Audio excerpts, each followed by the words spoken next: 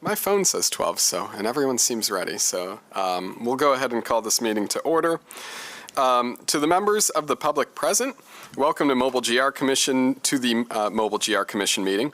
This commission provides input on mobility-related activities and programs to department staff and also makes recommendations to City Commission on policies related to these activities. As members of the public, we have an opportunity where you can provide comments. We are not able to respond to your comments directly. We are listening and using your feedback to inform our decisions. Thank you for taking the time to join us. All right, can we have a roll call, please? Patton. Here. Sessa. Rohr. Whistlelink. Here. Rye. Here. Miguel Cipriano. Present. Weiler. Present, and Rohr will be attending. He's running a little bit late. Okay, thank you. Armbruster. Here. Legrand. Pawalka. Here. Wilson. Here. Perez Plesher. They're on their way too. Okay, thank you. We have quorum. Great, thank you, Mary. All right, for the approval of the agenda, I do want to add into the motion of approving the agenda a motion to also add the information about the Kalamazoo improvements on here. So can I have a motion to approve the minutes and to add that Kalamazoo improvement agenda discussion item? So moved. Do I have a second? I'll second. Thank you. All right, all in favor say aye. Aye. Aye. Any opposed? I'll abstain. Thank you. All right, motion passes.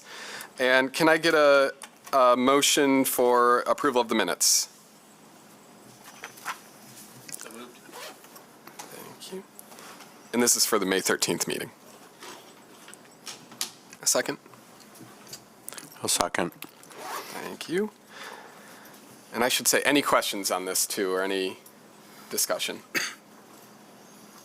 All right, all in favor say aye. Aye. Aye. Any opposed? All right. And then do we have petitions or communications? We do not. Okay. And then we have no action items. So we'll move into discussion. Do you, Max, I know you're leading us today, so I'll let you decide where you want to put the Kalamazoo improvements, but I'll hand it over to you. Yes, thank you. So Jessica was just on an extended leave for personal time for the last 2 weeks, so she is dealing with some critical incidents today. But I will be filling in along with our Assistant Director, Ariana Jeske. So I just wanted to, yes, thank you for the approval for that additional item. We will be doing it third in the discussion order here, but we gave a presentation last week, more specifically, Ariana gave a presentation last week at City Commission on the recommendations for traffic safety improvements along the Kalamazoo corridor. So we're going to be giving that same presentation today and allow for some discussion on those recommendations and the improvements that we're recommending for fiscal year 26 and into fiscal year 27.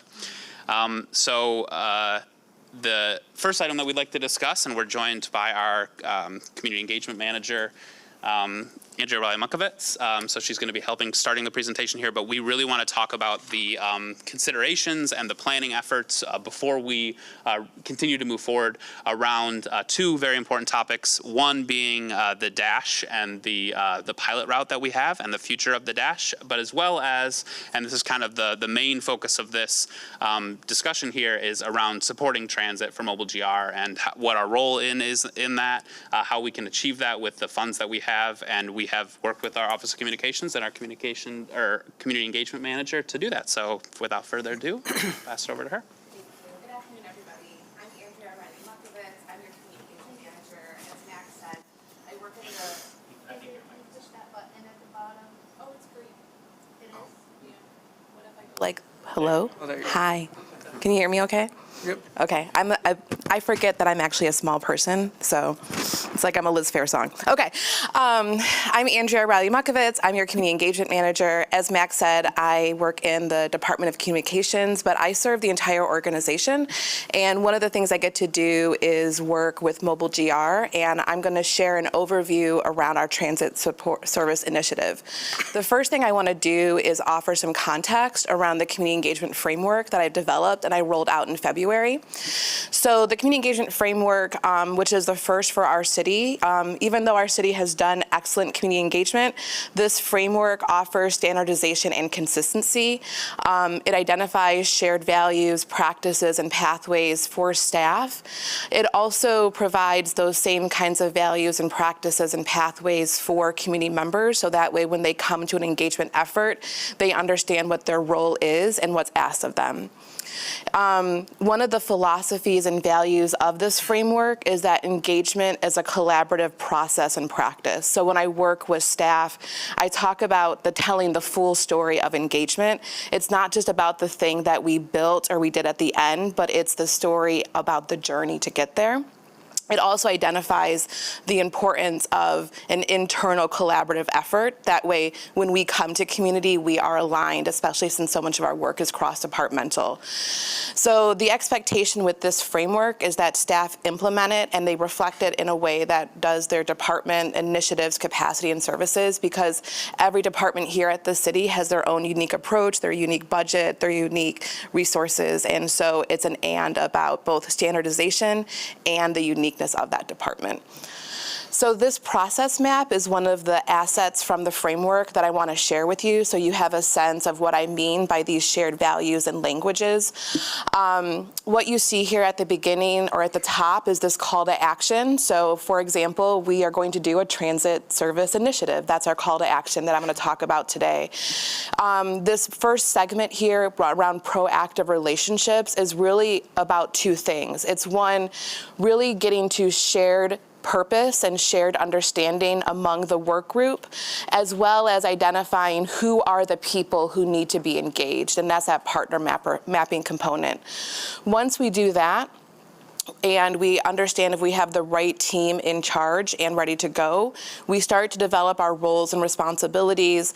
And here, there is a consideration often for how our external partners involved in this process. Additionally, this is where we start to think about our threshold of engagement, which is inform, involve, or co-create.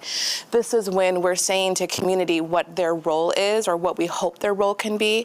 But there's a series of considerations that are around that threshold that I can get into if you'd like, but I'm trying to keep this very, very high level. Inform, that impact there can be very low, as in, there might be a meeting or an update where we're letting community know about an effort, and our goal there is to educate. Involve is one of the more typical ways that you see engagement at the city, and this can be anything from past efforts like our single hauler, deer management.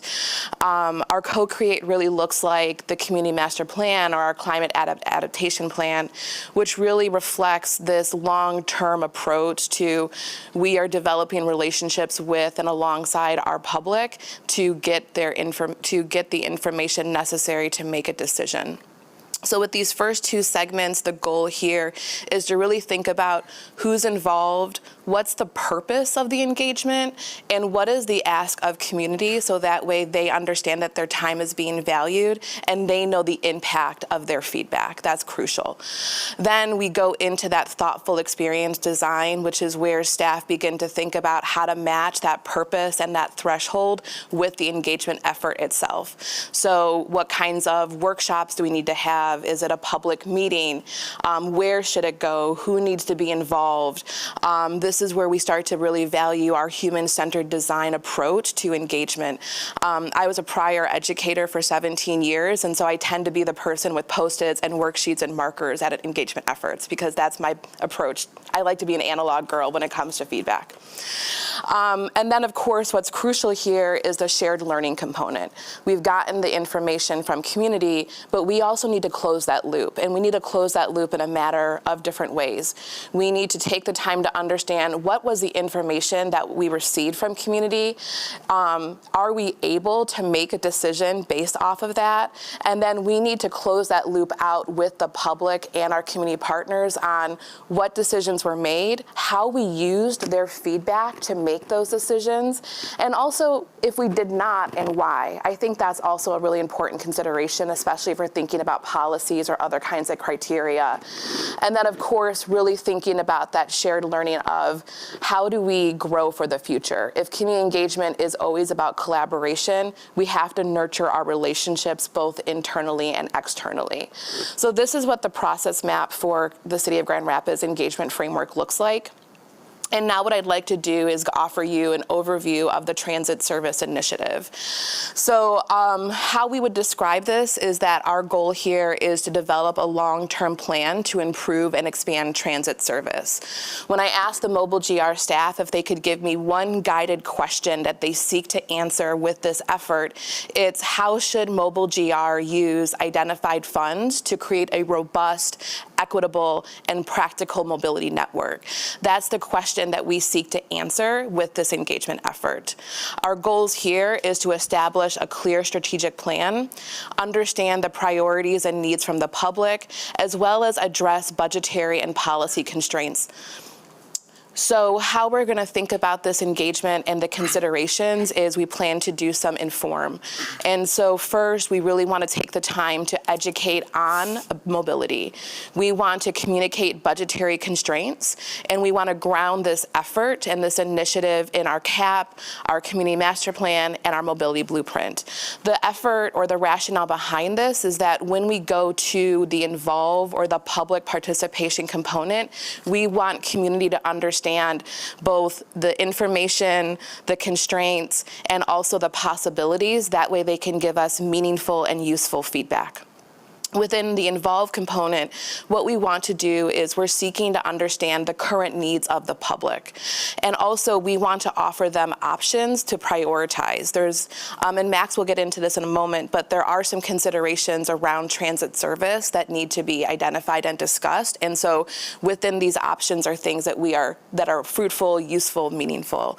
And then the decision-making component of this is that what we'll plan to do is provide the public participation information and those recommendations to commission for them to make a decision.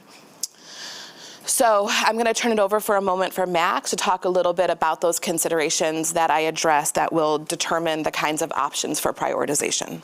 Yes, thank you.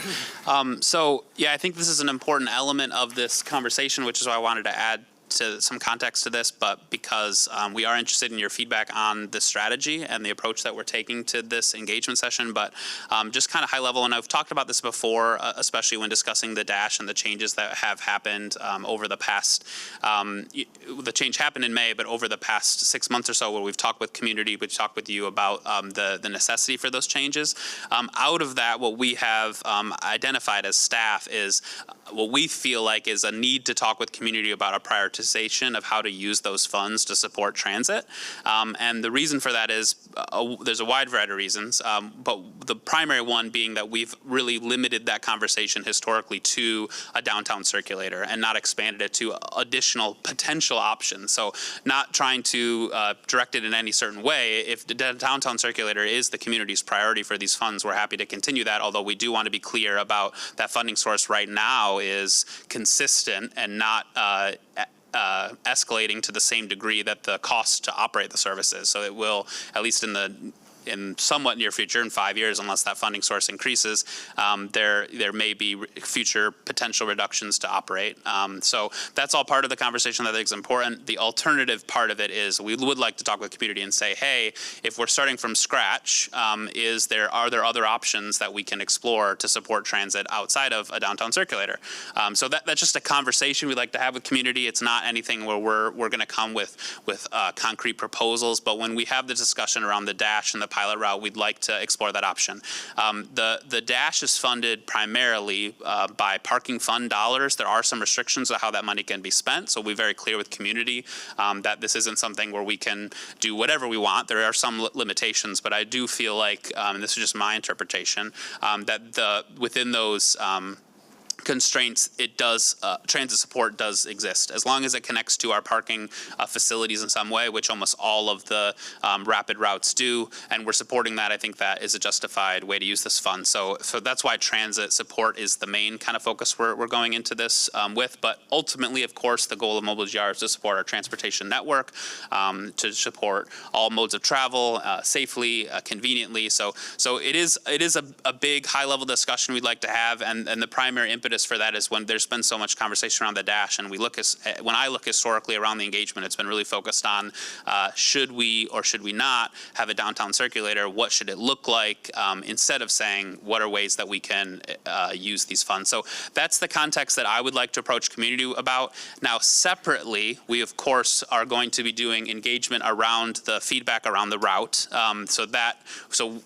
However the conversation goes about the use of these funds and how they support transit and mobility for Mobile GR, we also, of course, are interested in feedback on the Dash route. So we'll be conducting that separately. The reason I think those are separate are important. When we are doing this transit support engagement, we are engaging the entire city, and this is a city decision. Mobile GR is a city department. We don't just serve the downtown, so it's important to hear from the entire city. When we're going to be doing feedback gathering on the Dash, we'd like to hear from the users, the people who were using it prior and maybe aren't now, the people who could potentially be using it, but if there was a concern, or the people who are riding it daily or event-based. So it's just going to be a little bit different of an approach on terms of the audience, but also, of course, the conversation will be different too. It's more about what was your experience with the prior route, what do you feel is missing with the new route, what are ways that, has the frequency impacted you, are there, would an expanded route with less frequency be preferable?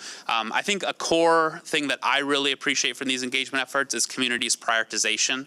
I think something that has happened in the past that makes it difficult for staff is when we hear from community, we want X, Y, Y, Z, Z, and we have to then decide what not to do because we have limitations. So going to community and being very transparent about our resources, what we have, and saying if we have to prioritize, what are the decisions you'd like to make?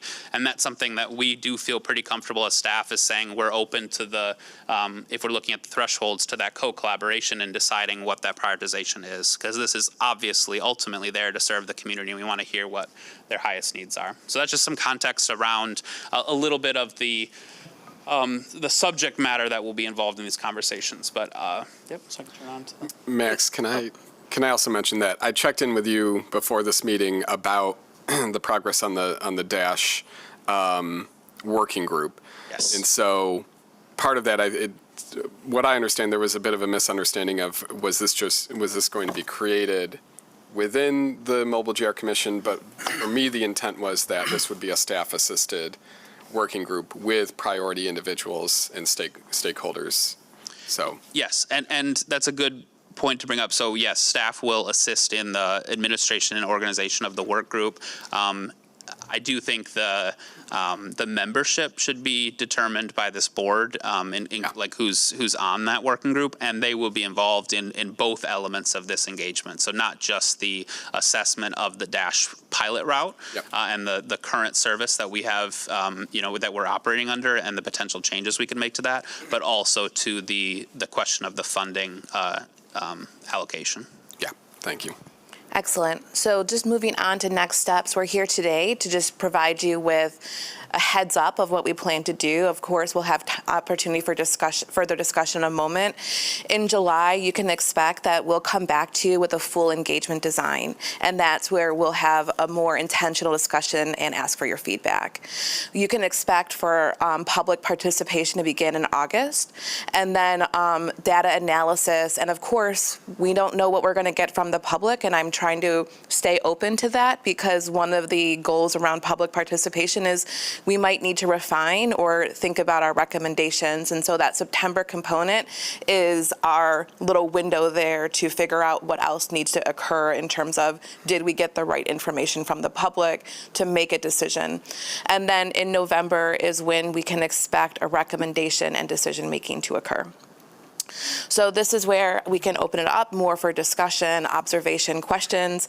Max, you and I can kind of tag team. I'll expect you to do all the content information because you don't want to hear me talk about mobility. And just quickly, if you can actually go back to the last slide, I just wanted to say one of the things that for today especially, Andrea and I are both looking for input on designing that engagement. So this is the pre-engagement discussion. So we're interested in your feedback, of course, on Andrea's methodology, but also on just important considerations that you would like us to take when we're designing engagement. Of course, in July, we'll take feedback on it and we can make changes, but looking for some kind of preemptive some information to help us craft that. And then also the recommendation and decision-making is more of a, of course, when we're making recommendations in a budget process. So we're by December, early January is when we have to present our budget, and this is a one-year pilot. So that's kind of what that November 2026, we'd like a pretty good staff understanding of what we'd like to recommend based on community feedback and existing resources for at least FY28 for that time. So, all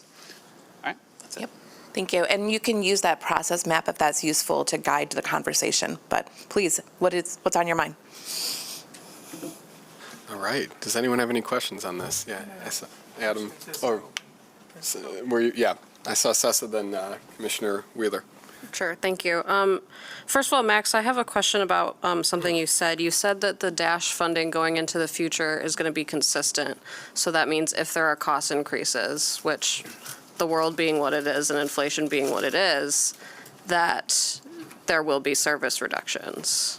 I just want to confirm that that's what you said. So at this time, I do not have any information that would indicate there would be an increase in that funding. We do every year we update. So our current budget, which is 5-year predicted out, does not have increases in that funding. So that's not like me saying for sure that'll happen in the future. But at this time, when we're doing our planning efforts around the service, we do not have any indication currently that there will be an increase in funding for that. So part of the reason that we had the route that we did was we felt like that was sustainable for 5 years. So I don't see any service reductions within 5 years. However, there could be cost increases that we're not foreseeing. So again, hard to be absolute with this, but after 5 years, I don't anticipate it based on historical cost increases of it being able to sustain how it is. And that's part of why I think this holistic conversation is so important, because when we have a consistent funding source that we're using on an operational spend that's difficult to maintain, there is, of course, no cost recovery here because we're not charging for the service, so we're not able to increase costs there. So for the DASH service. So yeah, sorry if that adds hopefully a little more context. It's something where I don't want to speak about this like it's absolute by any means, but I just want to be clear. We don't want to mislead the public and say, say that we don't interpret this future spending as suddenly there'll be an influx of funds and we can make the change. So that's why we were a little more conservative with the route, because we were, Commissioner Miguel Sobrano has mentioned many times, and I think I support this as well.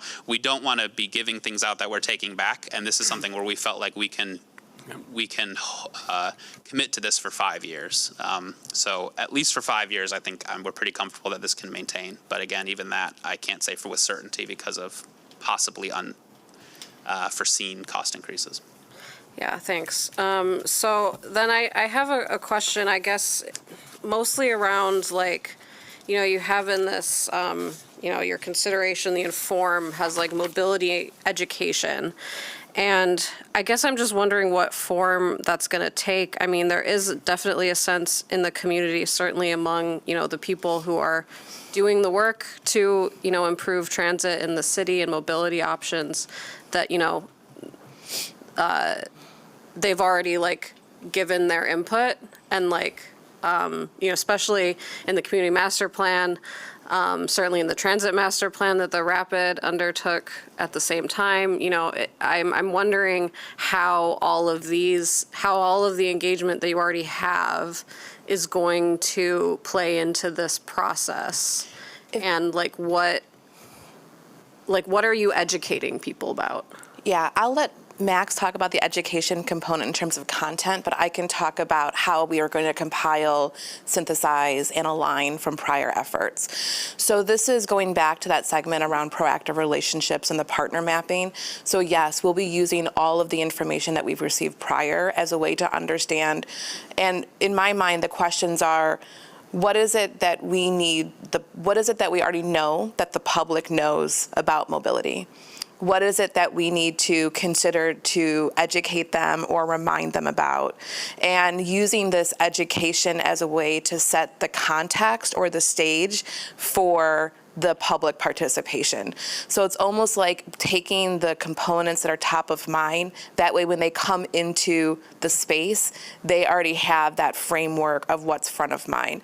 So there will be some early data collection to get that information from those prior parts. That's also, again, where the partner mapping comes in to say who are our partners who are already doing this work. So it's not in contradiction, but it's in alignment and it's affirming and acknowledging that prior work. Yeah, and I think, and we've talked about this with Mobility Blueprint as well, we are very conscious and intentional about the fact that community has been very clear at a number of levels, whether it's area specific all the way up to regional with GVMC or the Rapid on their recommendations for not just things like transit support, but their mobility recommendations and the future they like to see. So for this, it's more about implementation. It's about, I think, informing on a few things. One, what the parking fund is, because there are legal requirements on how we're able to spend that money, which is what funds the dash. So it's not just like a general fund. It's not just an income tax. You know, it's specific. It's a specific fund, a specific revenue source that has restrictions to how we're able to use that money. So educating on that. To also, expand on the fact that the projections for that are not to have an increase in revenue, and talk about the limitations that has for how we implement, again, the strategic vision that I think is pretty clear from community, and that how we interpret that implementation, we are by no means perfect at that, and I think that's where we want to have this conversation and saying, all right, here is the challenge we have. We have this vision from community. We'd like to implement it to the best of our ability with these resources we have. So the education, I think, is more on the limited resources that we have, and I don't want to say limited as in dismissing. I mean, it's millions of dollars, so it's a lot of money. It's, I think, something that can be very impactful, but it is not infinite. So we want to just say, what is the way to achieve those goals you mentioned with these resources we have? What's the best way to implement that? And we were, I think, it was unfortunate we weren't able to have that conversation with community for this recent pilot because of time constraints, but now we do have the time. We'd like to go to community and say, hey, with, let's just say $2 million. It's just a made-up number here. It's close, but let's say we have $2 million to spend. What's the best way to support these initiatives with that money? And if community says we want you to build a rocket ship, we can say, well, we can't do that. And so having an open and transparent conversation about it is important. But I think that's where more of the inform comes. I think it's more about the limitations we have as staff, whether it's staffing limitations, resource bandwidth, whether or not we can control, airspace or something. So things like that. Just kind of talking through. I hate to be, and this is not my personality normally, but I hate to be the person who's like no to things, but we do want to be transparent with community and say, like, that's not something that we can really do, but we can explore other options. So having that process is more where I see the education and in the inform section. Thanks, Commissioner Sessa. I had Commissioner Wheeler next, and then really quick, Commissioner Miguel Cipriano, and then Commissioner Rohr, and sorry, Commissioner Ray. All right. Oh, and Commissioner Whistling. Anyone else I'm missing? Great. I know, right? All right. Thank you. This is kind of a basic question, but I just want to make sure I understand the dual track nature of this engagement. Are you saying like one is the improving the existing route, so that's sort of understanding the current dash, updated map, getting feedback, refining, being transparent with those resources, understanding prioritization, how is this working, should this continue, et cetera. And then the second is around the expanded access to transit. So if there were to be something beyond the downtown circulator, how, inside of the constraints, how should that be implemented, prioritized? So, yeah, the first track is we want to assess, just like we would with any pilot program, we want to assess the community's feedback on how the pilot is working. What are their thoughts? We made a significant change to the route. We want to hear from community on that. We also, I am personally interested, in the department as a whole as well, are interested on the discussion around frequency versus footprint. It's a decision that, again, we had to make without community input based on discussions like we've seen in strategic plans, but we can expand footprint at the cost of frequency, and so those sort of prioritizations are important to discuss with community, and we'll be clear with folks in this process that we can't just say, if folks say we like we want the frequency, but we want to expand it to John Ball, back to Leonard, other things, we'll say, well, that it does have to be a give and take here, so we'll be clear in that engagement, but we are interested in specifically feedback on the new route. If there are tweaks or major changes that are recommended to community, we'd like to know and understand how it's working for folks.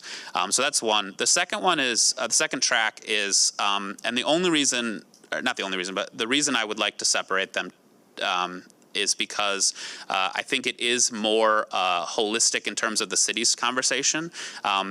When I talk with community for many years now, there's been this conversation of there's a large investment in the Dash from Mobile GR, and that serves only one part of the city.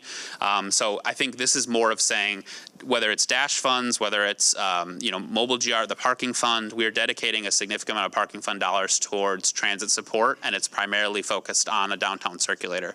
So I think this is more of a conversation of saying, is the current route downtown circulator the best use of those funds? Would we like to explore other options? And there is obviously this is ultimately up to City Commission and their decision on how to allocate funds, but we would like to be able to inform them with a better understanding of community's recommendation for this.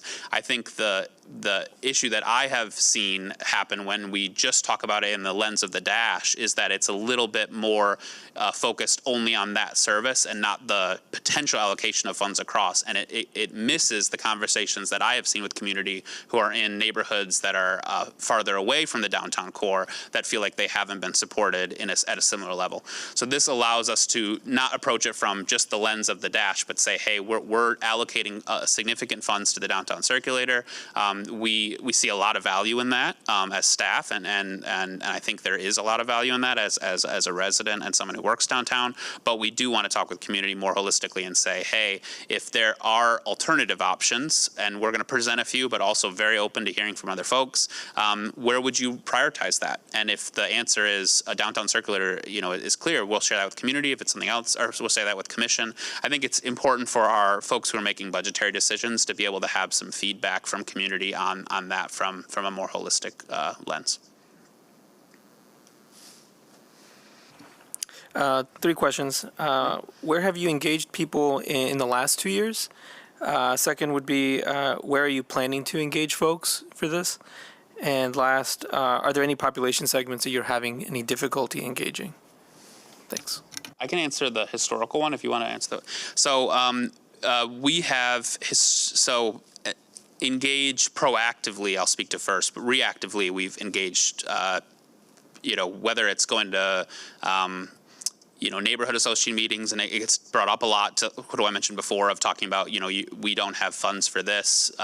So what are you spending your funds on? We look at your budget, a lot on the Dash. So those sort of conversations has happened at neighborhood associations, at business associations, at CIAs, at stakeholder engagement meetings. We've also done a number of, especially over the past few months, of engagements that are requested from community. They said they're either upset about the change or like to talk about the change. We've done engagement there.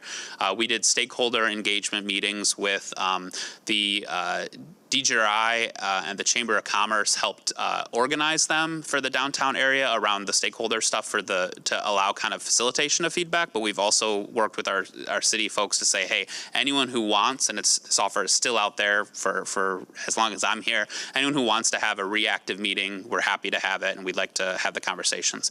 In terms of proactive engagement, because of this decision having to be made without community involvement, because of the time constraints, it was all prior to that. and it was Dash ridership engagement surveys. And I know there was a request last time for that data. My understanding was it was shared. If it was not, I can make sure that we get it out to community. There's no intentional keeping that from it. I don't know if it was because of this change coming up that we were like, we wanted to wait on it, but my understanding was that we had shared it out. If we have not, I will be sure to do that. But last fall and summer, if I'm recalling correctly, we did Dash ridership engagement. So we did, similar to how we've done in the past, we went on to the Dash bus and got engagement. We also do holistic transportation surveys for the whole community, and we have a whole section about Dash on that, and we do focus groups as well. We did some very informative transit-oriented focus groups in January that were exclusively around people who were required to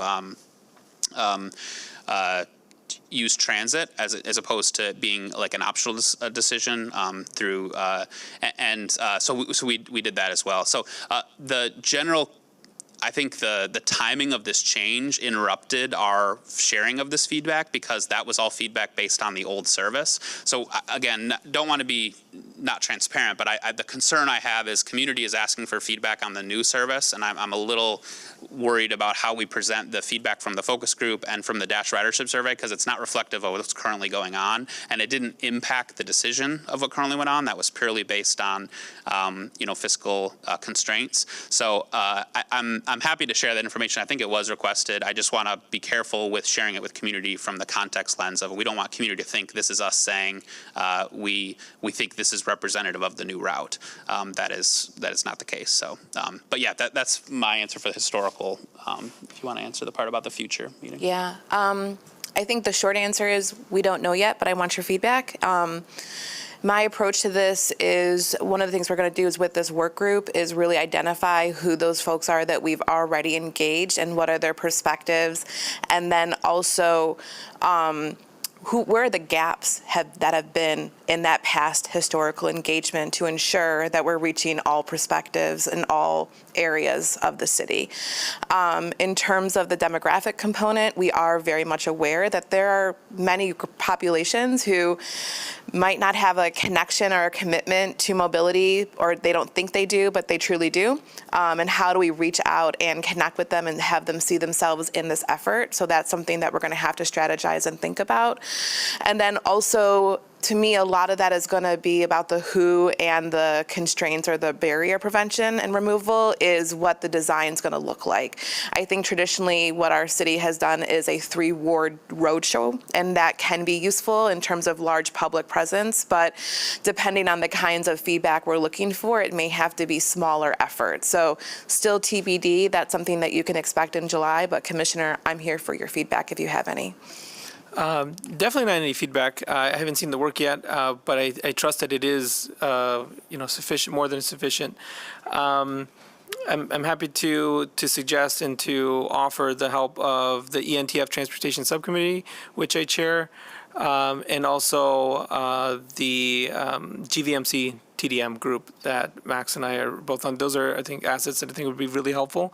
It is also good to hear that you are reaching out into the neighborhood associations, because as you remember, Max, when we designed Dash 2.0, it is intended for everyone to use, and it does seem like a downtown-only thing, but we live in the city, and there's a lot more to do in downtown, so we wanted to we made sure that a lot of access points have bus routes. That's why I initially thought transit service, and I just thought bus in general, not just Dash, but that it has access points from each of the wards into that would touch onto the Dash route. I haven't double-checked that yet on this new one, but I'm sure it's within. It does. Yeah, that's good to hear. But it's good to hear that you're going out to neighborhoods, because that means that we're reaching out and engaging folks that aren't using transit right now. Because what we do now, I think in Mobile GR, when I first sat on this commission, it was a lot of folks in suits. Now we have a lot of folks with bike helmets coming in. So I think that the beginning part of the bell curve we're going to get. No matter what, we're going to get people, diehard Dash supporters, but to get real growth, we need to find out what that middle of the bell curve wants. And so it's good to hear that we're reaching out to neighbor associations. I do recall those meetings where we would get with folks that are just frustrated and angry, but there's a lot there. There's a lot of good feedback behind that frustration. He's got to take a little bit of that first, and then there's those nuggets of truth that come after. So I would just encourage you to keep doing the work that you're doing and to use us as assets, not only for ENTF, but GVMC, and there's perhaps even more things there. Thank you. Thank you. Yeah, and just quickly, you were not able to attend, but we did go and speak to ENTF, and that was really helpful. I think continuing that conversation with both those groups you mentioned, and just generally any stakeholder groups, attendance at these meetings is obviously really important, and historically it's been kind of hit or miss. Sometimes we get a lot of folks, sometimes we don't. So helping to ensure, especially when we dedicate a number of staff to attend a meeting, that it's well attended is really important. So that's something I think we can help collaborate on. And then, yeah, I do want to just quickly add some additional context to my comments earlier about the downtown circulator. I agree that there's a lot of benefits to the rest of the community, and I think we can pitch that, but it is important to hear from community and see if they see those benefits equally to the way we and staff do. Additionally, and I think this is part of, and Commissioner Miguel Cipriano will recall this as well, when we had the conversations, the concern we had about expanding into the neighborhoods was around, we can't do that for every neighborhood.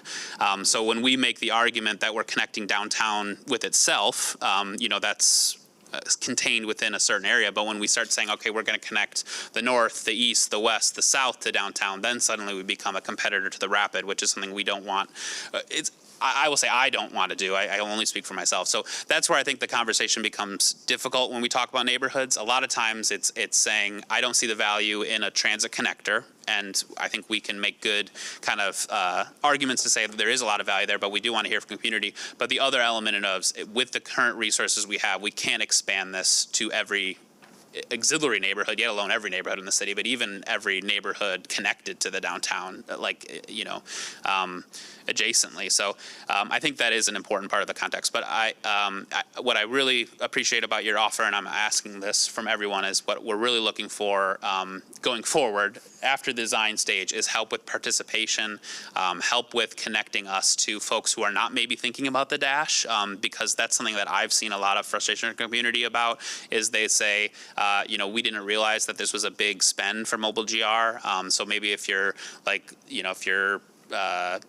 I don't want to pick a neighborhood association, but if you're farther out in the city and you're like, I don't really think about the dash or any of that funds, but then you're coming to talk to Mobile GR about other things, then this is an important part of your conversation. And I will just finally, and then I'll stop talking, but say I agree with you that this is a transit conversation about the bus system as a whole. It's how we can support that, whether that's through the dash as a connector to other transit services, or it's supporting frequency in other corridors, if it's supporting access in other corridors, supporting it, in the system as a whole, making it more affordable anyway. So I think there's a lot of different conversations here, but it is something that's more bus system focused as opposed to dash.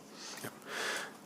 I have Commissioner Rohrer next. I will mention it's 12:41. We have two more topics, and I know some public comments, so we'll get to everyone, but yeah. It's my fault, sorry. It is. Thanks. Apologies to the chair and my fellow commissioners for being late. I was on a work call. I just lost track of time.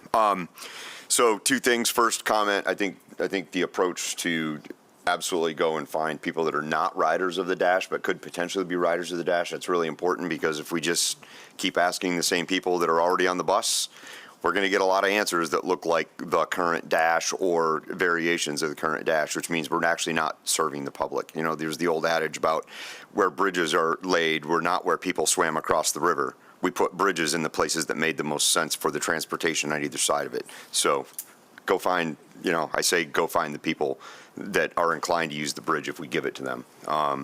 So the other question I'm going to ask, and I'm going to ask it because I think it has to be on the record, because when you talk about a budget, 5 years fixed, that is, I'm going to be delicate. I'm going to say that sounds bonkers to me. If you have a fixed budget for 5 years, 3 months ago, the price of gas was about, 40% lower than it is today? I got to imagine that fuel is and I'll ask our expert if you want to weigh in later, but I got to imagine the price of fuel can have a pretty significant impact on the service we can provide with the dash. And if you're stuck with a fixed budget, are you being transparent back to the budgeteers to tell them, if you fix my budget for 5 years, I can guarantee you that there is going to be a reduction in service over time. There's no possible way that the cost of fuel alone will stay fixed for 5 years. And so I think that really impacts our ability to achieve what we're trying to achieve if we're not being transparent in that direction as well. Certainly. So, and I'm not a budget expert, so I'm going to do my best to interpret my understanding of it. But it's less so fixed as more as our projected budget for the next 5 years. We do an updated budget every year, but we project out 5 years. So with no projection of increased revenue to the parking fund, at least that would accomplish, so there's a general increase over time for the parking fund every year, but not something that would absorb the cost increase that was associated with the past route now for the Dash. So it's more fixed in saying that we have a 5-year projection, including our projections for cost increases. And what happened this past year was the cost increase exceeded our projections by a significant amount. So we've taken that into account going forward.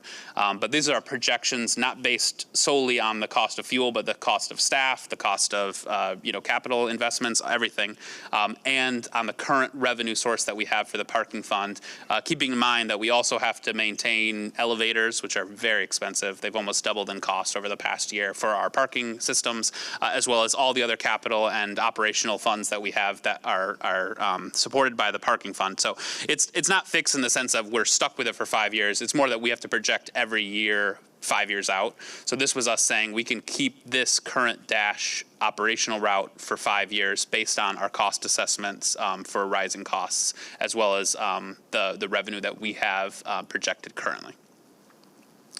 So and that's the commission approves a new budget every year, so it's not fixed in that sense. It's more saying that we don't want to project. We have to project 5 years out, and this is our projections with 5 years. But I will say this is part of the conversation we want to have with the community. We agree that it is not operationally sustainable to have a fixed revenue source, or at least a consistent revenue source.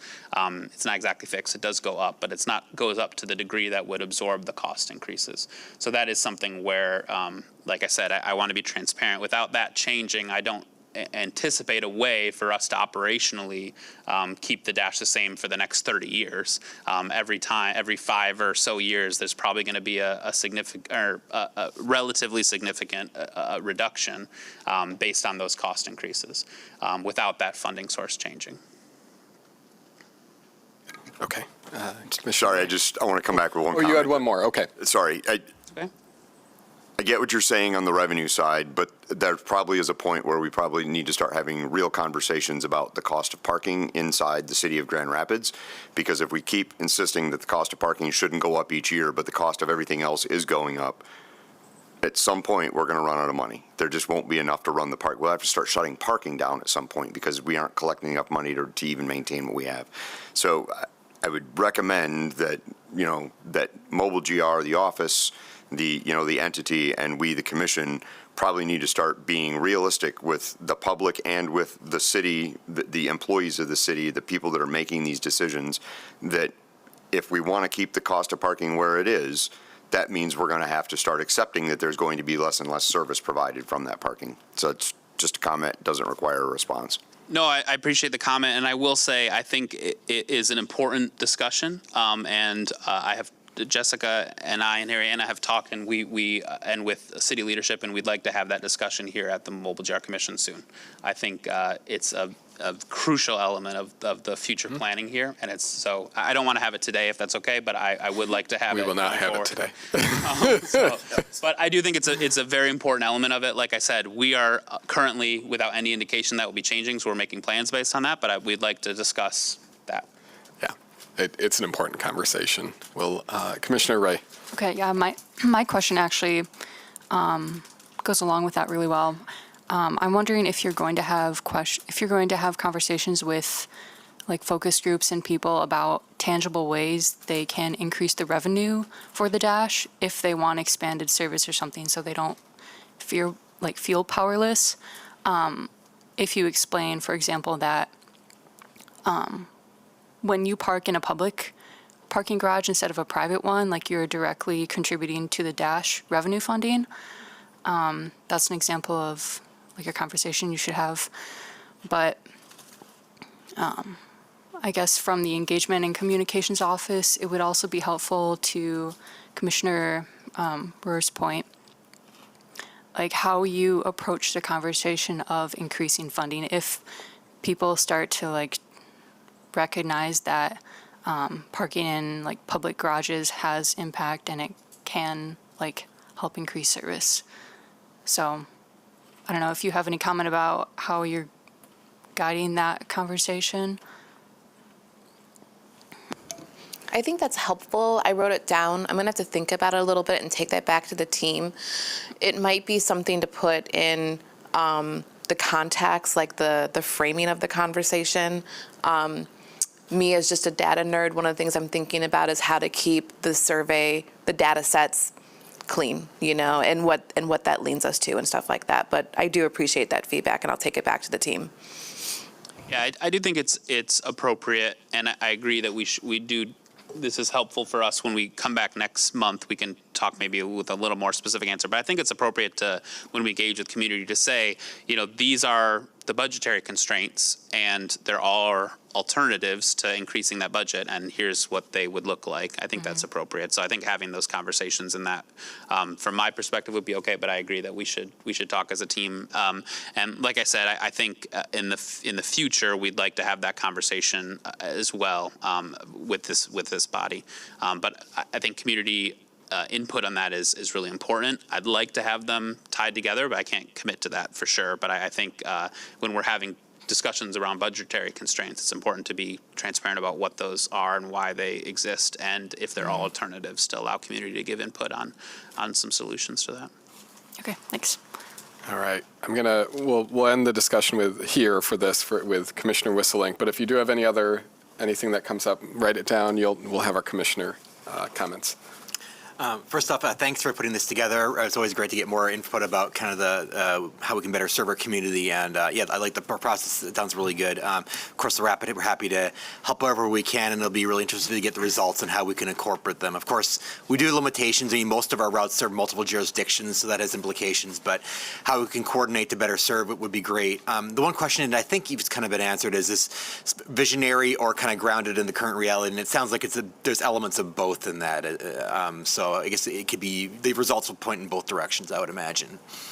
Yeah, potentially. And of course, we don't want to limit or repress any community feedback. But I think to Commissioner Sessa's point, we do want to be clear that we feel like the vision is pretty well set by community. This is more about implementation. So the questions will be more of saying, how do we implement that vision?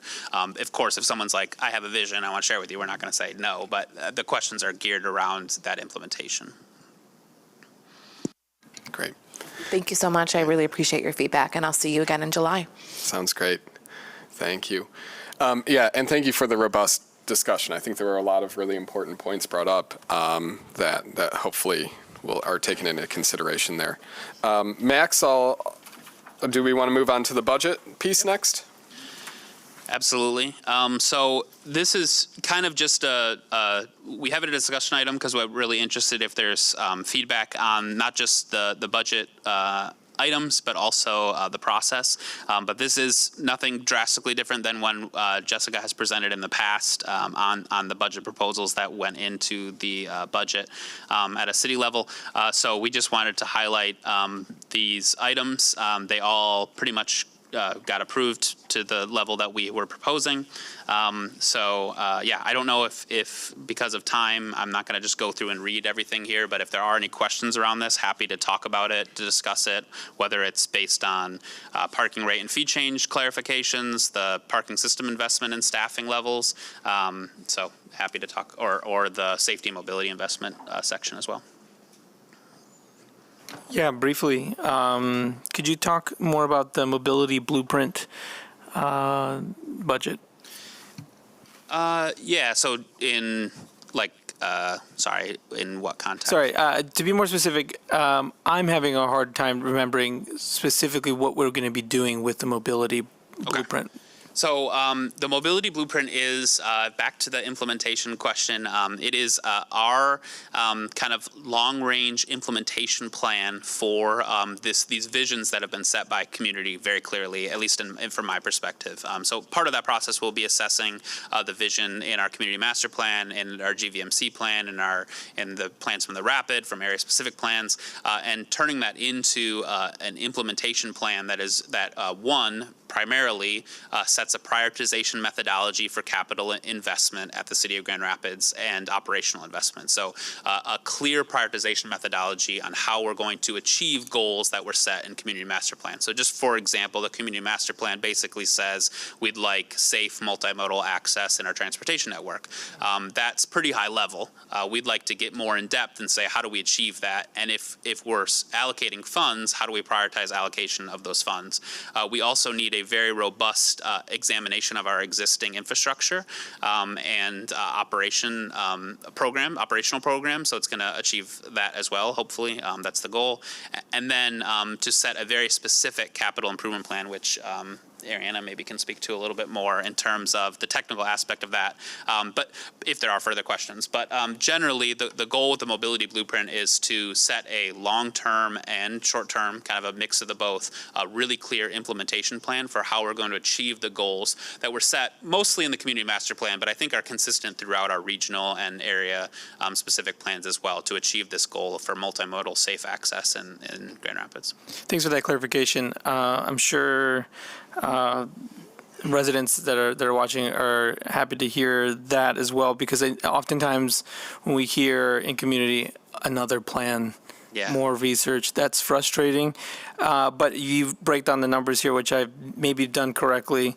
That's about a third of the budget, but the majority, what I'm seeing, just around 60% is going to action items. The neighbor traffic calming program, the mobility initiatives implementation, and the pedestrian safety enhancement. So yes, another plan, but we do need plans so that our actions are aligned. So I like that.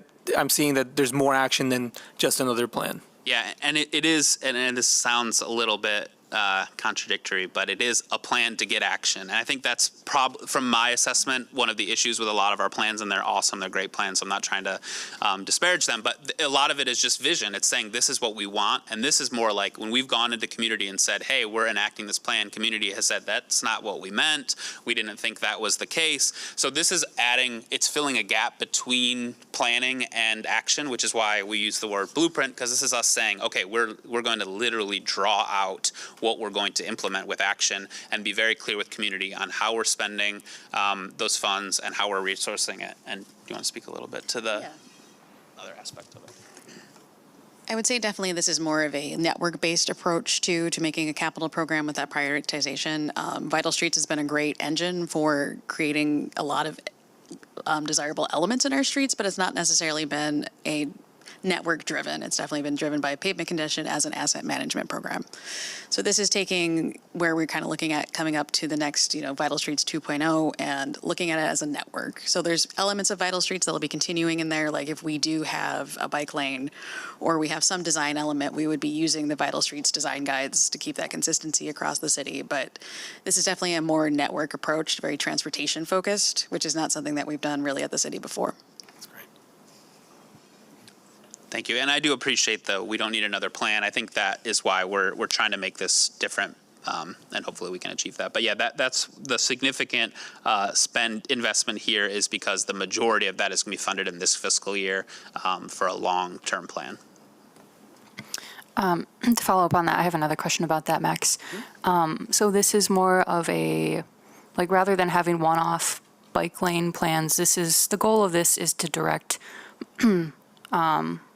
the vision for all bike lanes and other forms of mobility around the city so that we can have direction from Mobile GR and the engineering department for capital projects. Yes. I guess I'm an engineer, so I'm curious about the word blueprint. What level of detail are you envisioning that this mobility blueprint will show people? I think it's where if you look in our community master plan, we have kind of these modes and nodes, these very kind of broad strokes on a map where we want multimodal, we want, to maybe make a specific type of mode more emphasized. But this is definitely going to be, we would like an east-west connector that is a protected bike lane. So we are looking at how are we going to phase that out over, we'll just use Leonard as a great east to west road because it hits both sides. So, how are we going to phase that? Where, identifying where we would look for federal funds, where we would look for matching funds, and making that very much more of a concrete, this is the project it is going to be, and it is going to be phase 1 of 5 to make this, across the city. So it's one of the things that capital program will become very detailed in a network component. As the moment right now, engineering does a fabulous job of asset management, but it is a very small scale, and it is very much geography based across the city. And so that is how they've applied those funds. This is definitely looking at how are we going from east to west, north to south, and how are we going to phase that out into projects that are implementable. So when engineering asks Mobile GR for direction on something, this plan will give your department more weight to explain like what you want to see. Are you going to have like focus groups included in this $500,000 for community to weigh in on like whether they want a painted bike lane or protected bike lane and going into that level of detail? Certainly. So I think, and we're going to work with Andrea and our communications departments, but also our other stakeholders here at the city internally. But kind of a nuanced and a balanced approach to this is important because we don't want to ignore all the feedback we've gotten on the other plans. Like I said, I feel like that feedback, and to Commissioner Miguel Cipriano's point earlier, community is kind of like exasperated to a point of saying that we've given a lot of feedback. So we don't want to ignore that and not acknowledge those efforts. But we also don't want to just go and make decisions without checking. So I think stakeholder approaches is how we're going to primarily use it. But we're going to work and develop a communication and engagement strategy that we will be able to share with this group. This is by no means a perfect example, but one of the North Stars we've used is San Diego's transportation master plan. So if folks are interested in the level of detail, I'm not going to say it's exactly going to be like that, but I think it's a similar kind of to what Ariana was mentioning in terms of being specific about certain areas of the city, talking about what the goals are for the entire multimodal network for those areas of the city, how that's going to interact with the entire city's network, being very kind of zone specific and addressing community concerns there is really important. And if we feel like there isn't clear, if an area specific plan doesn't give clear direction, then that might be where we do more engagement there. There are some, Creston, for instance, has a very detailed, recommendations for their transportation. And so I think that we can go to Creston and say, hey, here's our interpretation of that, but we don't necessarily need to go and ask to restart. So it's a bit of a balance because we usually want to engage as much as possible. We also don't want to be disrespectful to the engagement efforts that have happened over the last 2 or 3 years that I think have been very clear in terms of strategic recommendations and vision setting. All right, thank you. Commissioner Rohr. So first off, I'll just say that I think it's really great that where you're taking this is to actually have it's really a network of networks, right? Because if you think about it, it's cars, buses, it's micromobility, it's bicycles, and they're all kind of just swimming around, if you will, all together in the same place. And so by building that network, you can kind of deconflict how they interact with each other from a structural perspective. I guess I would think about it from a use perspective as well. As a cyclist, somebody who spends a lot of time on a bicycle, mostly exposed to getting hit by cars and having a lot of friends who've been hit and a few that have been killed by cars. Are we going to look at also how where these things intersect, where the networks intersect, actually kind of putting some rationalization in, like the right turn on red and delayed left turns, delayed start for cyclists, delayed start for pedestrians. I mean, these are important things. I mean, because a lot of times people not in cars are invisible to motor vehicle operators. And I think it's not just the structure, getting the structure right. It's also getting what are the rules of use of the structures once we establish them.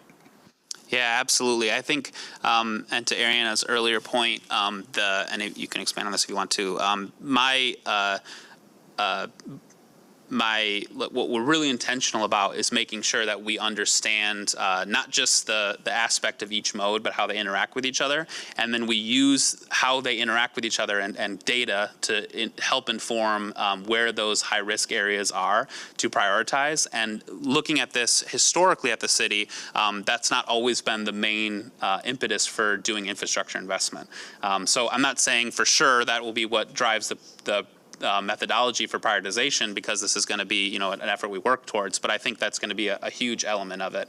And that's why I think developing a prioritization methodology is so important, because then we're making decisions based on that methodology, not based on other not predetermined decisions. So in the past, it's been things possibly like pavement marking or pavement improvements, condition improvements, and then we're saying, okay, we'll add some safety infrastructure here because we're already doing that pavement. Now it's going to be more driven potentially by another methodology. And I think I'll allow that to set itself through this process, but I do think how modes interact with each other is going to be a very important element of that. A couple of things that I want to make sure I point out too. I don't want the $4 million for sidewalk maintenance and enhancements to improve neighborhood connectivity to go unnoticed. That's under safety and mobility, as well as $650,000 in matching funds for the 3 multi-year bikeway projects.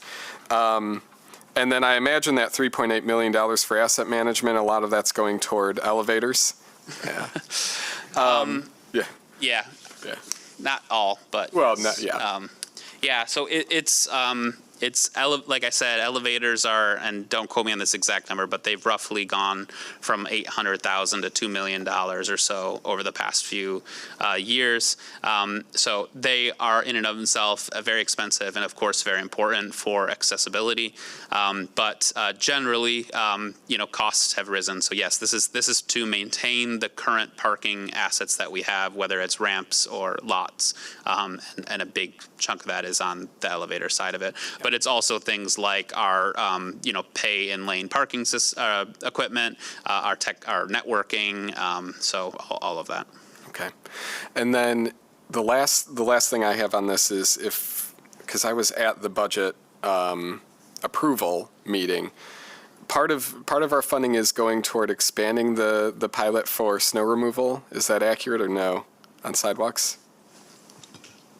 And that's a question. Not saying it is. So there is the neighborhood road funding that is still kind of the big question out there of when it will come and how much it will be and other things like that. So leadership kind of asked several departments to come up with, options for it. And one of those was including a fair amount of money to expand the snow plowing and sidewalk maintenance for the winter.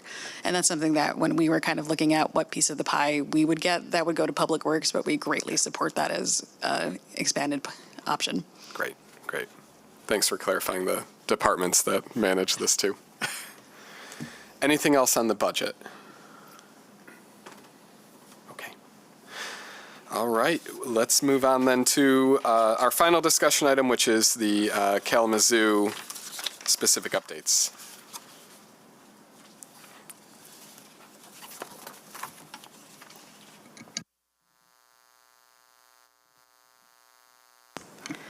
This is nice. Usually I'm pulling it down from the really tall, Dutch. Usually the very tall Dutch fellow who usually precedes me sometimes. So I'm Mariana Jeske, the Assistant Director for Mobile GR. So I oversee our traffic engineering, planning, traffic signal operations, and our sign shop. So kind of the traffic safety side of the house. We're out there in 509 at Wealthy and Market if you want to visit the hinterlands. But today I just want to give you kind of a recap and an option for some of the discussion that we had with the Economic Development Project Team as part of commission last week.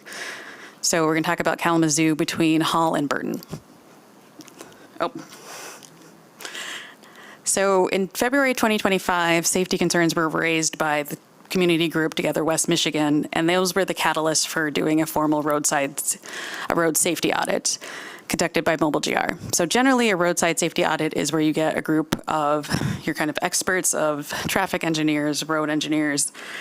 Sometimes you have operations folks, you might have transit in there if it's a heavy transit corridor, you might have public works, other folks from different departments, and then generally the community in different ways. And so the community component of this was Together West Michigan. And you walk that roadway, you literally walk the entire thing, and you have a discussion about it as you go. So these have been something that's been probably the last 10 or so years has been a really big kind of movement within traffic safety. And actually, we do every year leverage about $50,000 worth of state funding to do road safety audits from MDOT. Generally do 2 corridors a year. So the City Commission designated $600,000 of the fiscal year 2026 Third Ward equity funds to Kalamazoo corridor improvements, which have been identified in this road safety audit. We do have an additional $200,000 in FY27 that was just passed to add to that $600,000. So we identified safety improvements along the corridor. Some of those are more systematic, kind of tweaking our programs and timing of those. And then also some more bigger capital projects. So these are investments are reflecting a sustained multi-year commitment to this, and then also kind of maintaining and making sure that we're bringing the whole corridor up to a higher standard.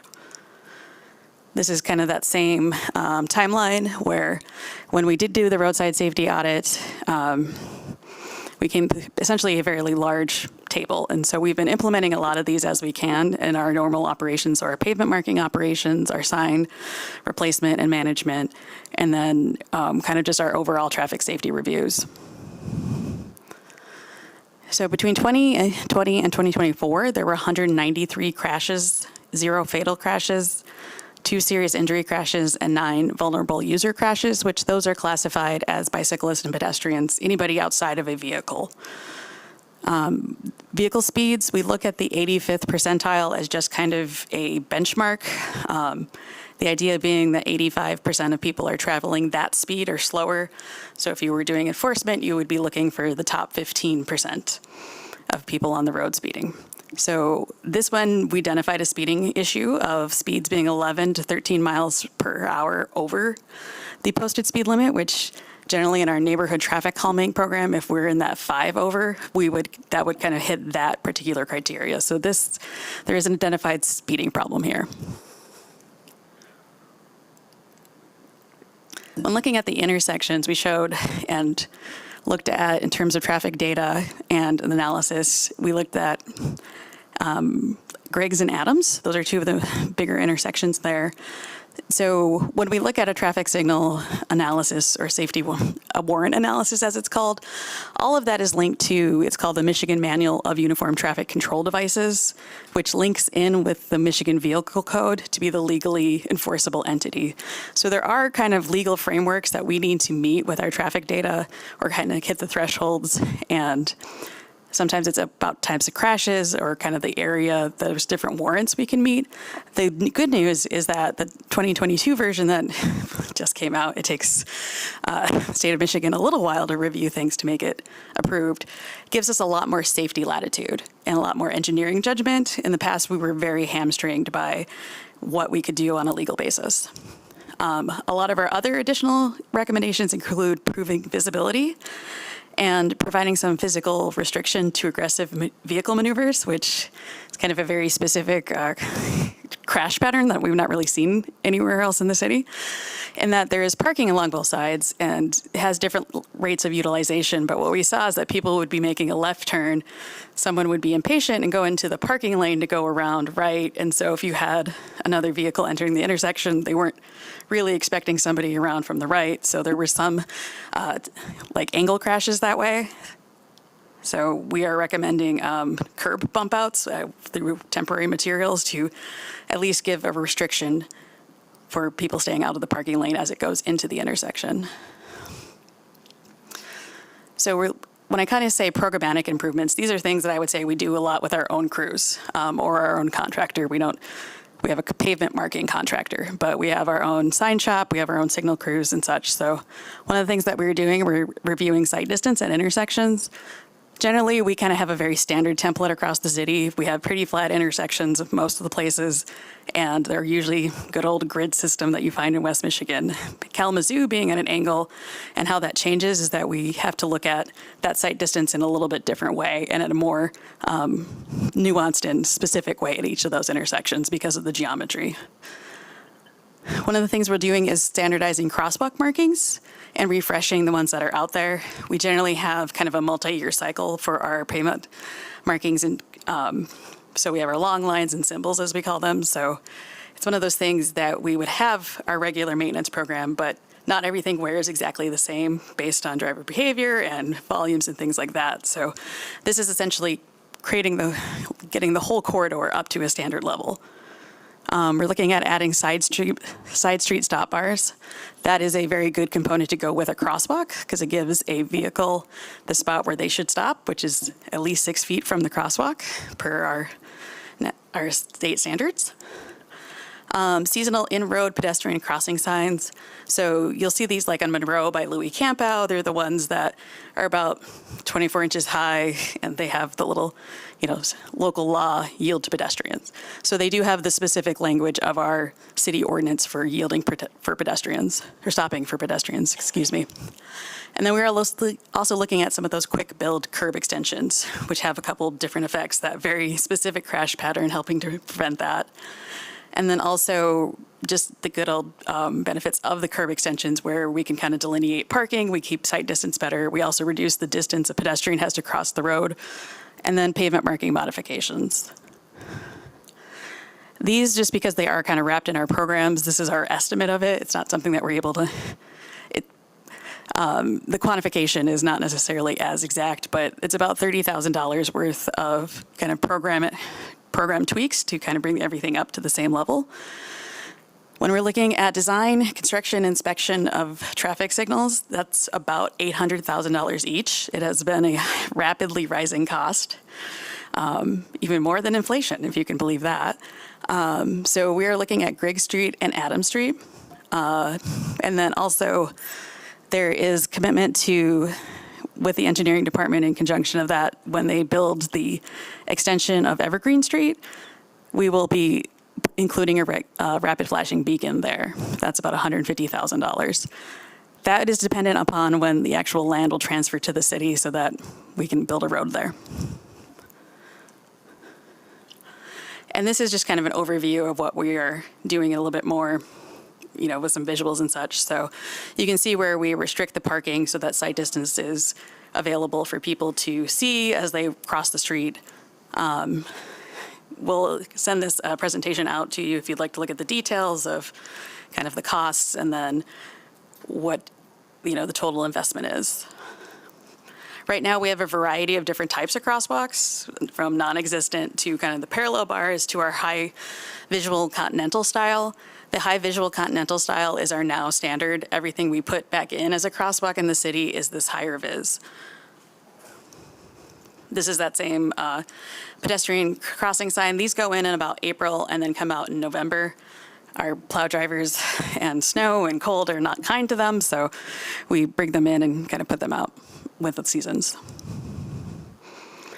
And this is an example of a temporary curb extension. This is over by College and Lyon, by the school there, where there's just kind of some issues with people parking in that area near the crosswalk, causing visibility. So it would be something similar to this, or we might do delineator posts that we glue down.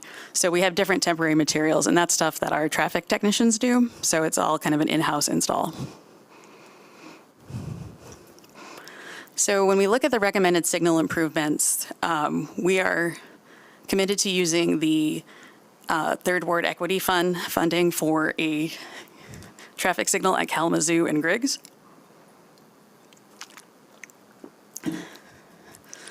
And that is because at that location within our study period, there was a vulnerable user road crash there.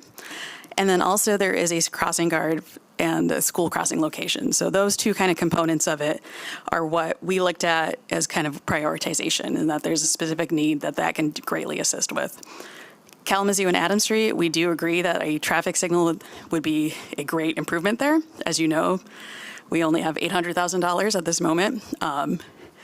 And it's something that there's not really a specific dedicated funding stream for traffic signals.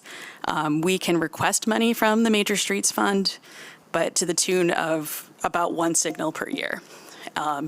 Previously, kind of in different administrations and different eras, safety money would be used from the state grants, but that is all very much, and I'm gladly shifted towards vulnerable road users. So we put in 6 to 8 like rapid flashing beacons a year with that funding. We have consistently gotten that pretty much every year we've applied for it. Are there any less expensive alternatives to traffic signals that would be useful in this case? Like roundabouts? So there are, if we had a lot of right-of-way for kind of where we would look at traffic volumes, we do have our neighborhood traffic circles. Those are more of a traffic calming device. It's not necessarily a kind of traffic control.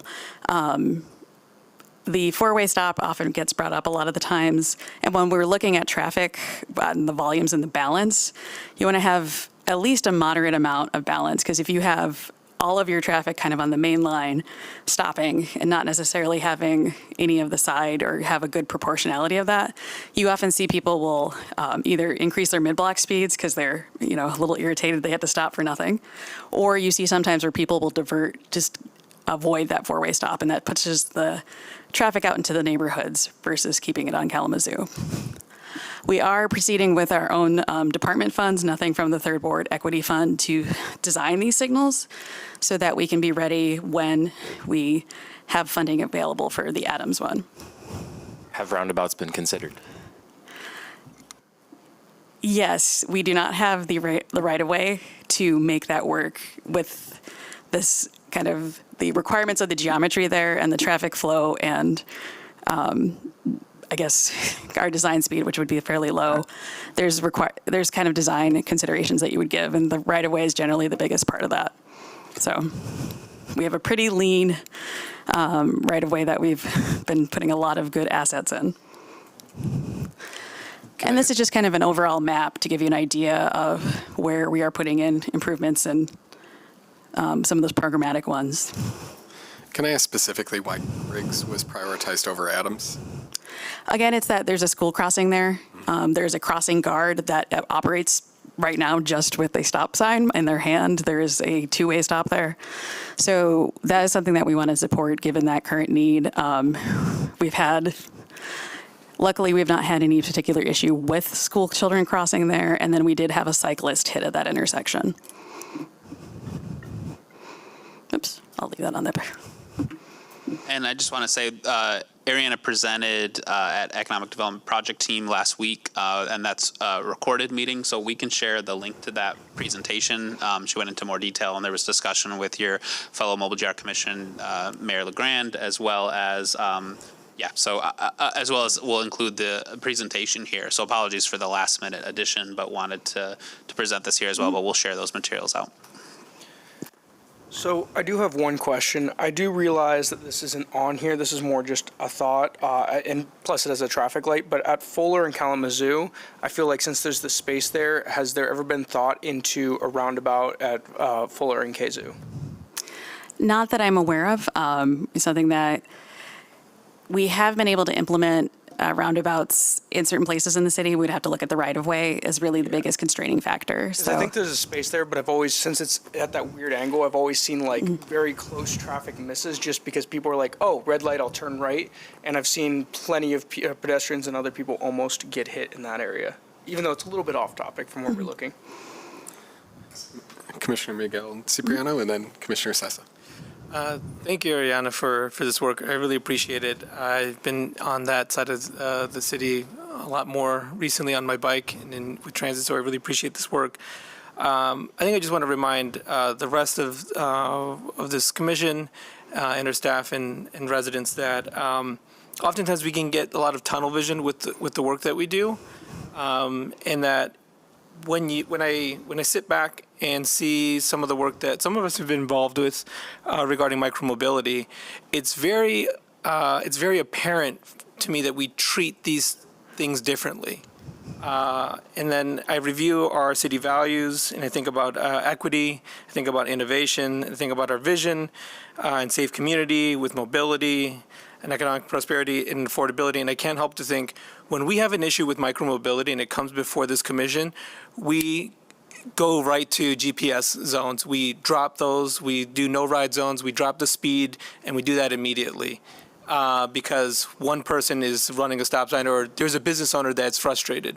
But when we talk about vehicles, we talk about deaths, we talk about, suddenly we don't have this ability, which is true. It's at a state level, it's a higher level. So I don't want us to lose sight. We talk about roundabouts. Well, have we considered roundabouts or have we considered curb cuts? It feels like we're not using our full toolbox. And I want to be able to give you all more tools to address these situations more effectively, because we clearly have them for micromobility.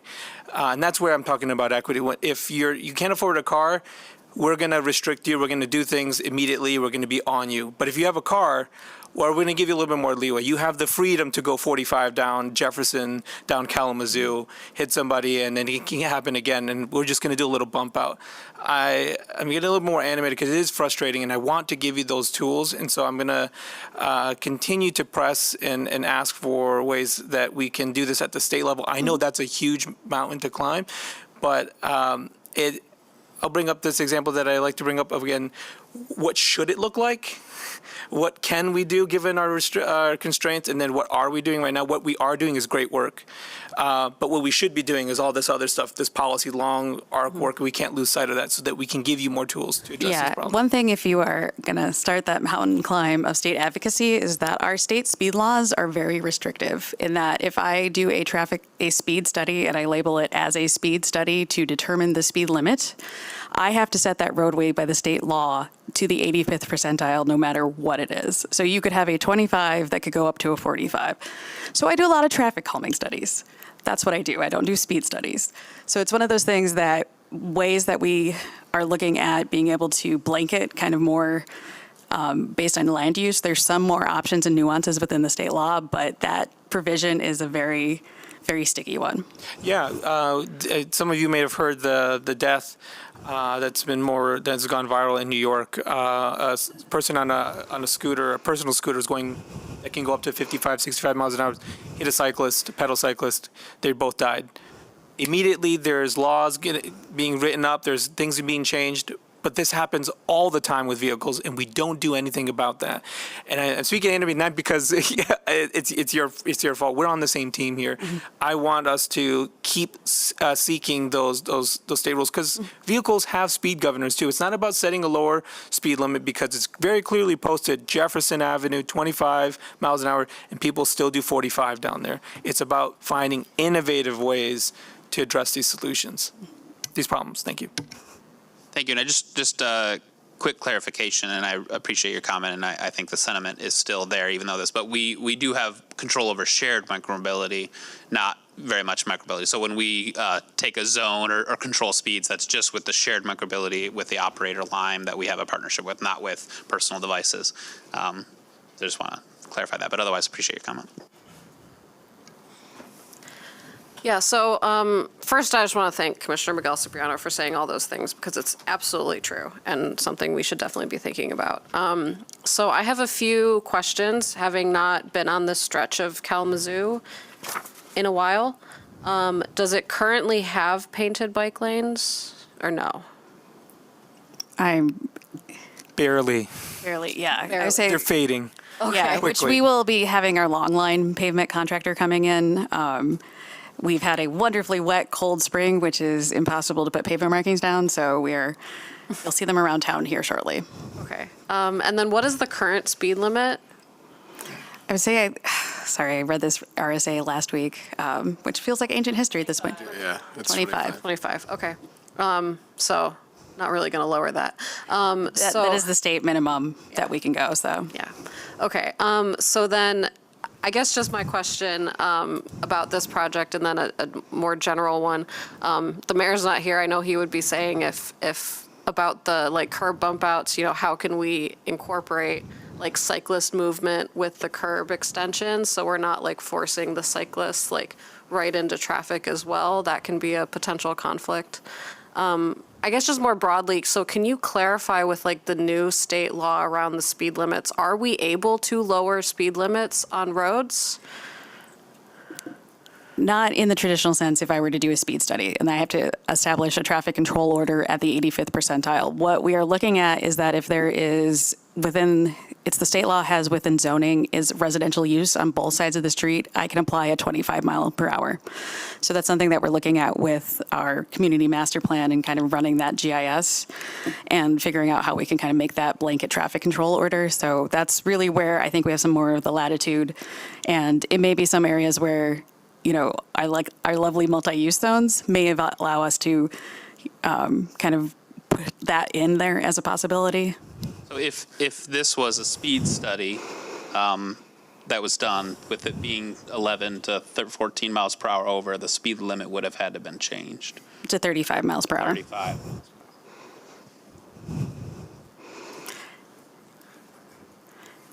We prefer engineering be local, not legislated, so. Okay. I will quick mention too that having driven down this road quite a few times, I've had people passing me illegally. They were going 40 miles per hour, right? Like it is a wide road, especially on, between Burton and where it intersects with Fuller. And I just, you could say, hey, you need to go 10 miles per hour if you could legally do that. And I think people would still drive the same speed. So to me, I think that's the reality of, we have to do things to change behaviors. Something to consider too, I think is, and Commissioner Miguel Cipriano, you're saying the right words to me now, is what does this commission have an appetite to think of, to think through what that theory of change could look like for things that we feel are important at a state level too. So I want to bring that up as well. But that's not for the Kalamazoo conversation either.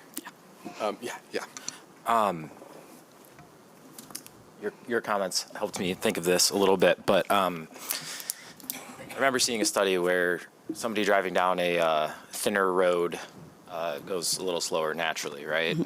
Are there any ideas about painting lines a little narrower to reduce speed? I guess to me it's kind of ridiculous that if this were a speed study, we would have to be raising the speed limit on a road where there are residences on both sides.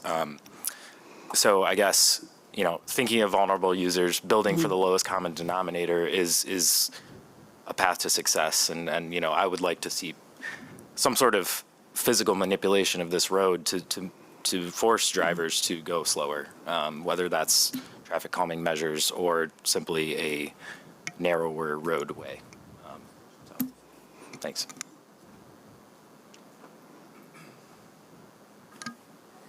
Okay. All right. Thank you very much. Thanks for putting this together as well. All right. We are going to move into updates. And if there's, we'll start with the Mobile GR Commission June 2026 updates. I guess I'll look at staff if there's anything you want to point out, and then if there are any questions on specific items from the commissioners. Nothing I'd like to point out at this time, but open to questions. Any questions on? Do we have any idea how ridership is doing on the Dash with the new change? So I don't want to speak too preemptively. I will say anecdotally, especially around event traffics and just staff experiencing, it seems really good. But we haven't gotten the reports out from the Dash or from the Rapid, so I don't want to speak preemptively. So anecdotally, looks good, but yeah, that's all you can give me. Yeah, that's all totally I can understand.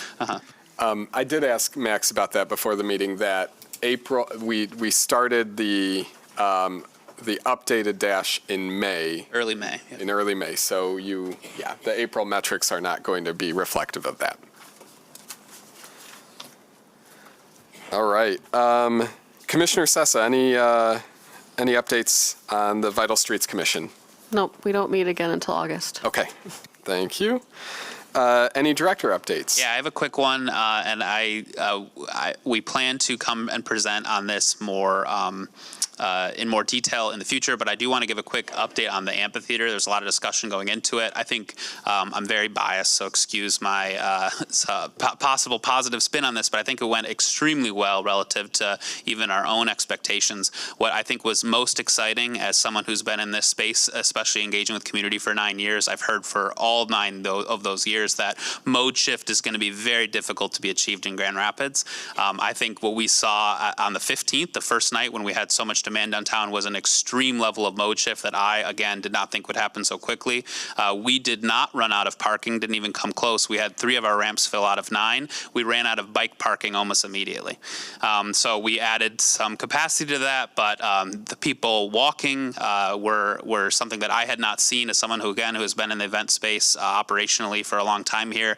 I saw people walking miles away, and that sort of behavior obviously was contingent on the weather and other things, but I just think it's something that we want to celebrate. I want to do a big shout out to our parking operations staff as well as our Grand Rapids Police Department for their the scene operational assistance to make sure it was seamless for folks. But transit use was also something. We don't have the exact ridership numbers, but again, anecdotally, so many folks we talked to said, I didn't want to deal with parking, I just took the bus. And that was something that we had been told I have been told, engaging the community for many years, that won't happen. So it was really exciting to see. Our planning efforts to spread parking out throughout the system worked very effectively. One thing that I said consistently leading up to this is our most affordable, lowest cost ramp never fills on event nights, and that drove me nuts. That ramp filled that night. It's the furthest away. People were like, I will.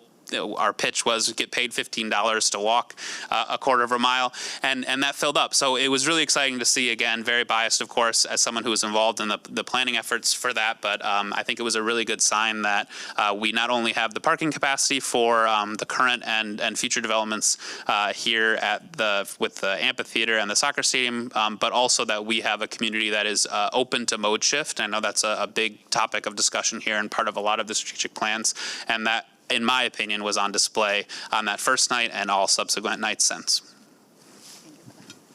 That's great.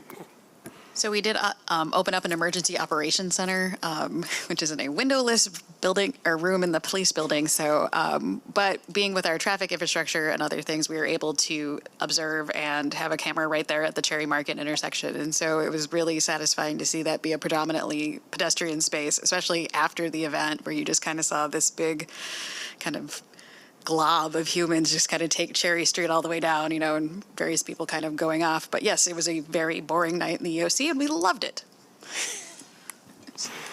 Thanks for that update. Yep, that's all from the director's updates. Okay.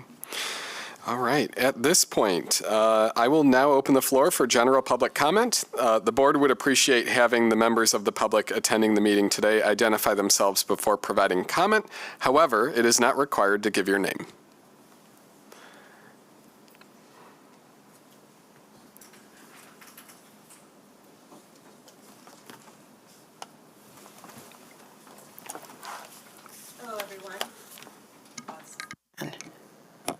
Hello, everyone. I'm Deb Van Dynen. I am a member at Oakdale Park Church in the 3rd Ward and also a member with Together West Michigan. Together West Michigan is a broad-based organizing group here in the city, mostly faith-based, we have 25 member institutions representing 20,000 people in the greater Grand Rapids area. Our goal is for people in the community to have a voice at the table where decisions are made about the issues that impact their lives. One of these issues you've heard about today is traffic calming on Kalamazoo. For 2 years, we've been working on this issue. We've met with members from Mobile GR several times, met with the mayor, the city manager, other city staff, and worked very closely with our 3rd Ward commissioners. We share concerns about the entire corridor between Burton and Hall, but our focus has been specifically in the Oakdale neighborhood, especially the intersection at Adams and the crosswalk at Hancock. This is where there are 2 blind corners very difficult to see oncoming traffic, and our neighbors have experienced and expressed lots of concern and feeling unsafe, whether they're driving, walking, even in their own front yards or in the office where they work. Because of our advocacy with our neighbors, the City Commission passed a budget last month earmarking $600,000 for traffic calming on Kalamazoo. Our commissioners found additional funds, making it possible for several calming measures to be implemented. Last week, we heard the report from Mobile GR that this entire budget would be used for a full traffic signal at Griggs. They also reported that they see a need for a full stop signal at Adams. We had been requesting a four-way stop, but they're recommending a full traffic signal. And that this would be planned at the same time as the Griggs traffic signal, but that Adams would be put on hold, shovel-ready until the funds are available. This is not what our neighbors are asking for. They feel unsafe in their area. If there's a traffic signal at Griggs, there will be 4 signals in about 8 blocks. Now, granted, 2 of them are at Boston, very close together, but still, we're talking about a traffic signal within about 3 blocks of each other. The rest of the street, from Boston to Hall, which is at least 8 blocks, maybe more, will have nothing. And that's the area where our neighbors feel unsafe. We know that there's a need for traffic signals at both intersections, but what our neighbors experience every day should be very important. And if there's a need for signals at both Griggs and Adams, we're asking that the signal at Adams be made the priority over Griggs. Let's put the safety of our neighbors first.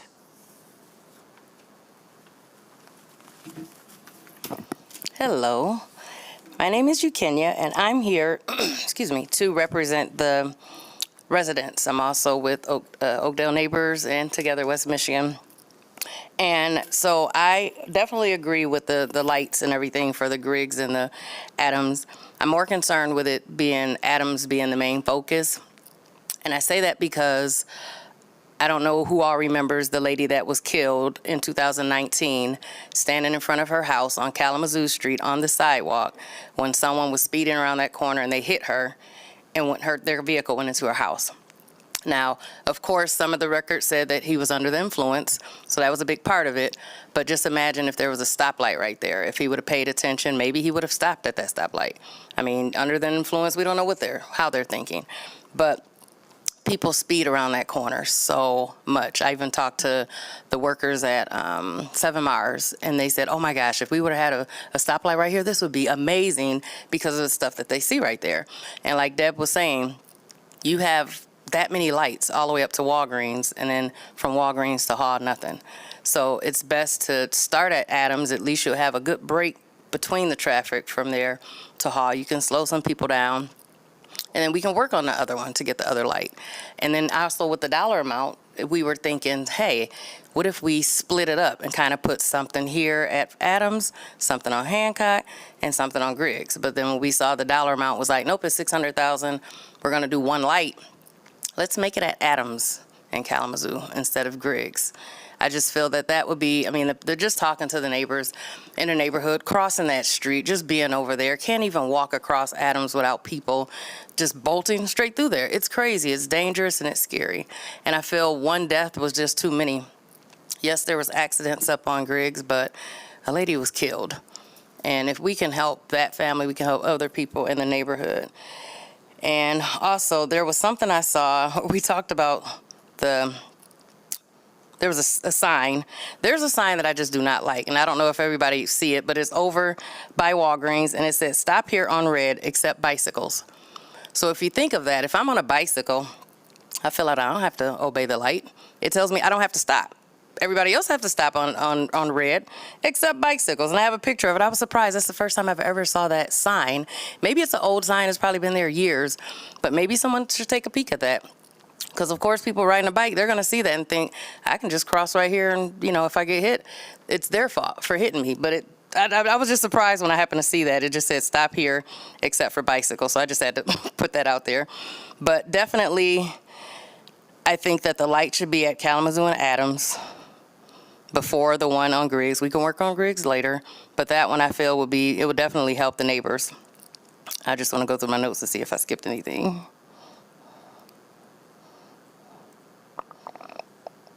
Nope, looks like I have it all. But just looking at the breakdown of how like the Evergreen and all the different streets and stuff, it's like if we had more money, we can just kind of split it up instead of putting one big thing somewhere. But if we have to use $600,000, can we please put it on Kalamazoo and Adams? Thanks. I did have just one additional little comment. We had at least 6 to 8 letters that were submitted, and I don't know what happened, but they didn't come through. So we got to figure out what happened, but there were several letters that were sent earlier today or last night. Yep, thank you.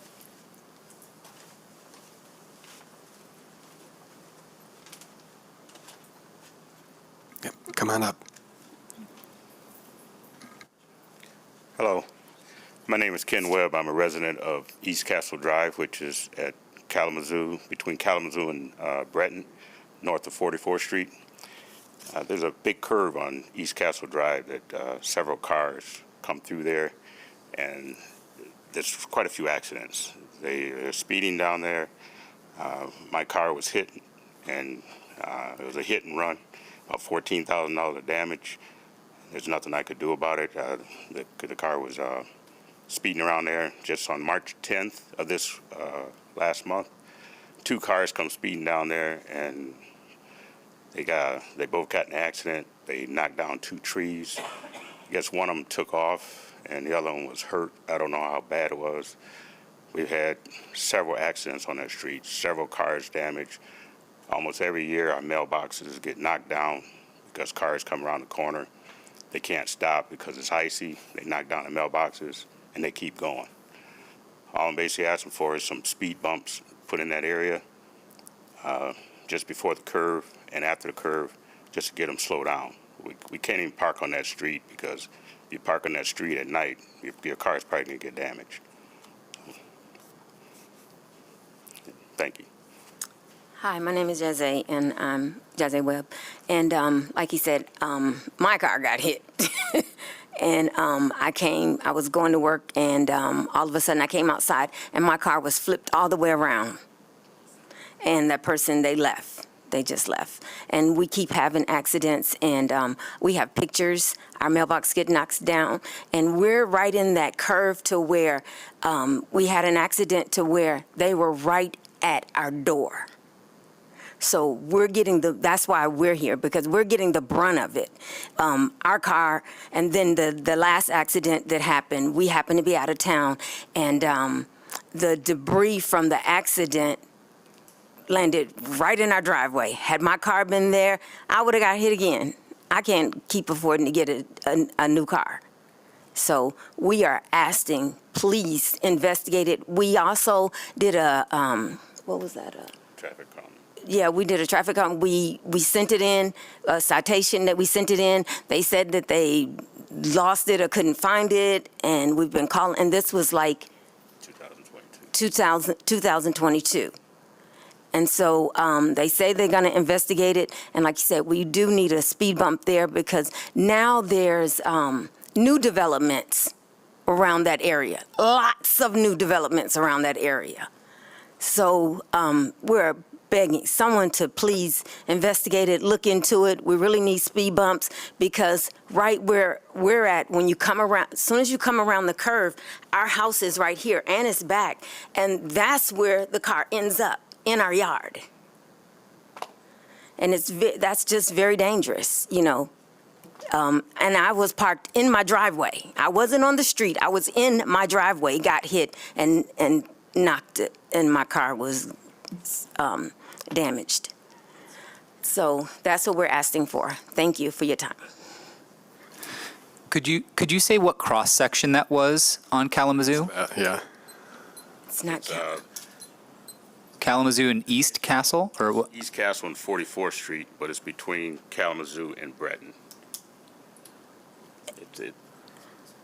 East Castle Drive on 40, it's right off 44th Street. On the other side is Stauffer. It's the same street, but across the street is Stauffer.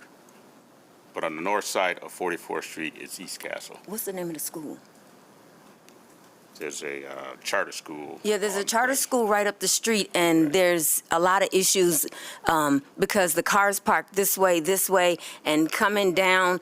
I'm afraid that a kid is going to get hit because, like, the little kids come and they come out in the street, and there's cars this way and this way, and if you're not careful, we're going to have a bad accident that somebody's going to get killed. So that's just, like, we're down here on East Castle. That's right up the street on East Castle and Breton. And they're allowing them to park on both sides of the street. And then the kids are running across the street to get to their mom's cars, and that's just dangerous. It's just really dangerous. It needs to be investigated. Thank you. Yeah, thank you. And I really quickly, I apologize. I was looking at my phone to see where the road was. So, all right. Any other public comment? Okay. All right. Seeing none. Any commissioner comments? Commissioner Miguel Cipriano, Commissioner Poelka, Commissioner Sessa. I'm sorry. Yes, just a couple brief comments. The Burton Heights lot for the DART EV seems under service, called in, didn't get much else other than under service. I imagine it's because Burton is under construction, but there's still access through division. So we could have a call to see if we can get that back into access. I know that's a highly used service lot for DART. Second, I'd love to get an update, if we can, from our partners over at MDOT about the Franklin Exchange at 131. I'd love to know if there's any multimodal changes. I had heard maybe there was like widened sidewalks, maybe a bike lane, or wide enough sidewalk for a bike lane. I'd just love to hear more about that so that I can speak more to that to our neighbors. Thirdly, Trailways and Creekways project. Really excited to hear that that's still continuing. Excited to see where that's going to grow and how it's going to fill into our biking network. And finally, probably not a good thing for a lot of folks, for drivers, construction season. As a cyclist, happy accidental bike lane season. It slows down the traffic, feels a lot safer. Thanks for the work that our Public Works Department does in Mobile GR to coordinate that. Thank you. A couple things.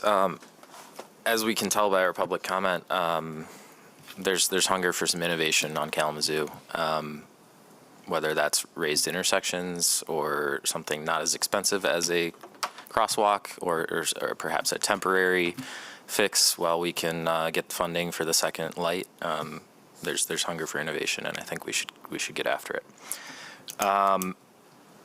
For the amphitheater, let's capitalize on the success that we're seeing with bike parking. Let's make sure there's even more ways to get there.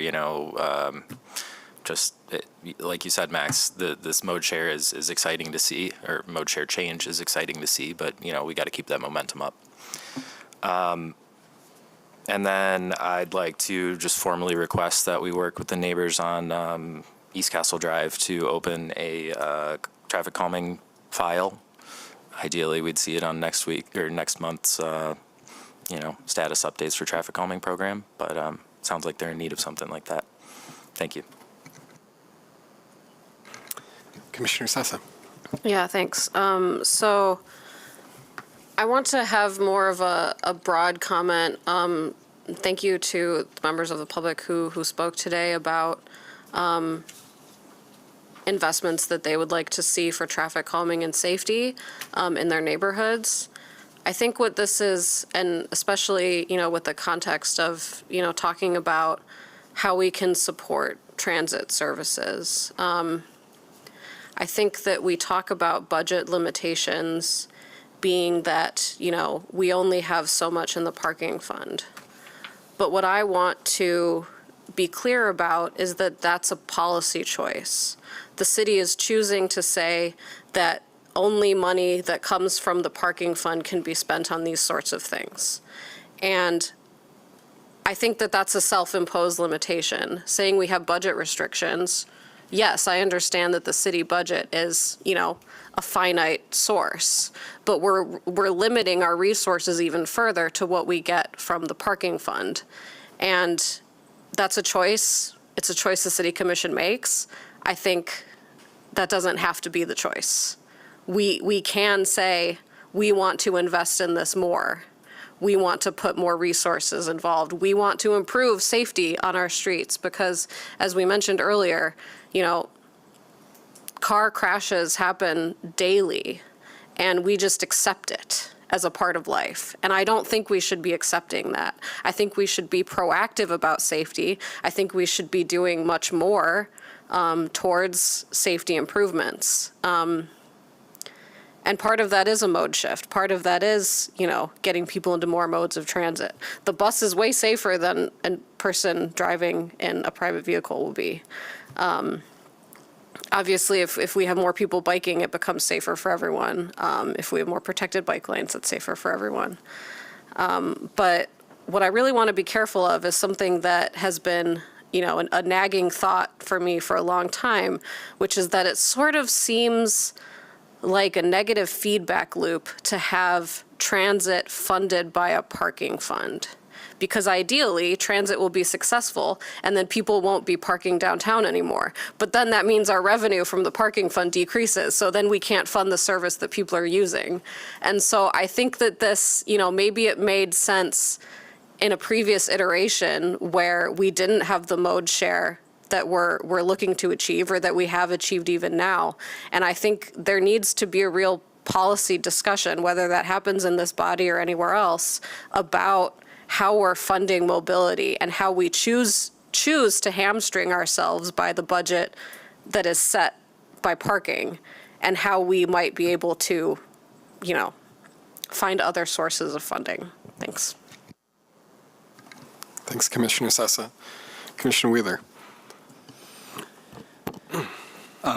I've lived both off of Colorado Avenue and on Rossman, and both the Griggs intersection and Adams are really painful to try to navigate. So thank you for speaking up. Adams, especially because of the proximity of the street to those buildings, is really, I tense up any time I needed to navigate that. So I would just encourage to think about a four-way stop. If Adams is reprioritized, how can we consider four-way stops, the role that speed plays in economic development, and as Kalamazoo, that corridor continues to develop, I think it will be a place to be, not just a place to pass through. And so in general, just thinking about making that corridor more human, not throughput at the expense of the place, but the opposite. How do we elevate the experience there? Additionally, really excited to hear about the bikes being locked up on the fence of the amphitheater, seeing that mode shift happen and increase in appetite, just an encouragement as that happens, and it's increasing in visibility, just consistent, I think, community awareness of how to navigate pedestrian leading indicators. I think downtown there's some signage that says, hey, bikes can go when pedestrian indicator goes on, but I've gotten yelled at and others have gotten yelled at in doing that throughout the city. And so just something like a sign that normalizes whatever the behavior is that we want to see happen would be a good thing. Commissioner Rohr. Thank you. I'd like to just kind of echo the comments of Commissioner Miguel Cipriano, Commissioner Sessa, and Commissioner Pawelka throughout the meeting today, but also just in the last few minutes. I guess the first thing I'd say is that I would challenge you, the professional staff of Mobile GR. We sit here on the commission, we make recommendations, we vote on things, we say, yes, go do it. But in reality, you're the public servants that actually make what they just said to you actually become a reality.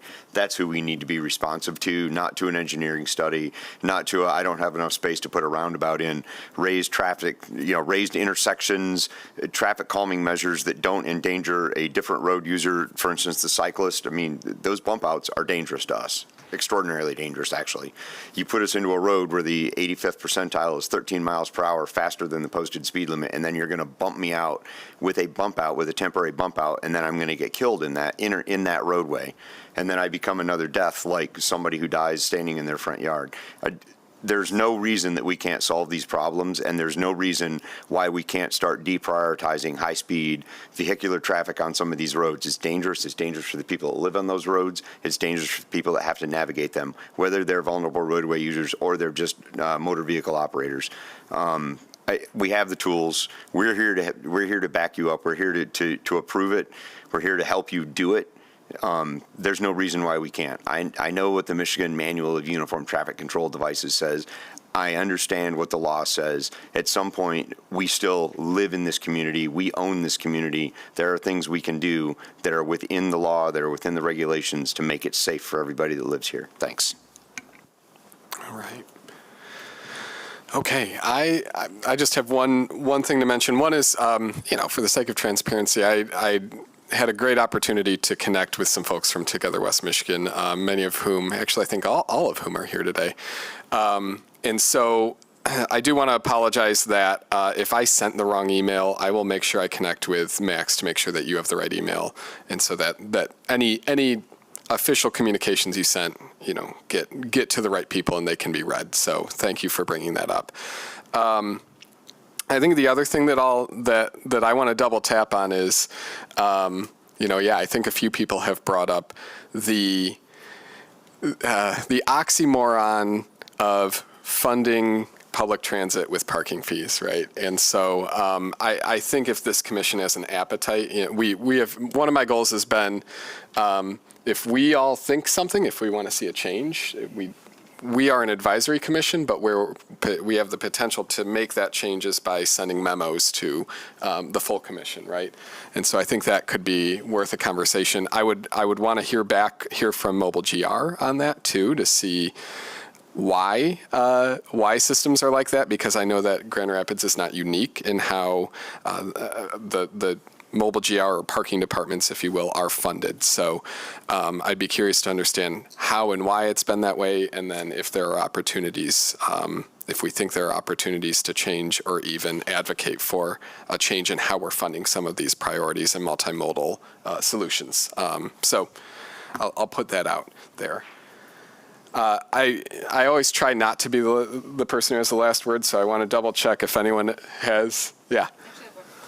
One really quick comment that I think relates a little. A community member had asked me to pass this on. He was talking about preferring to park in the city lots over privately owned ones because he would like his money to go to the city, but he felt that he knew very easily where all of the publicly owned ones were, and their signage was really prominent, and that he has struggled more to notice, just driving around where the city-owned ones were. So I'd been meaning to drive myself and take a look because I couldn't bring up off the top of my head what those look like, but just something to maybe look into. Thank you. All right. At this point, we will adjourn the meeting. Thank you all.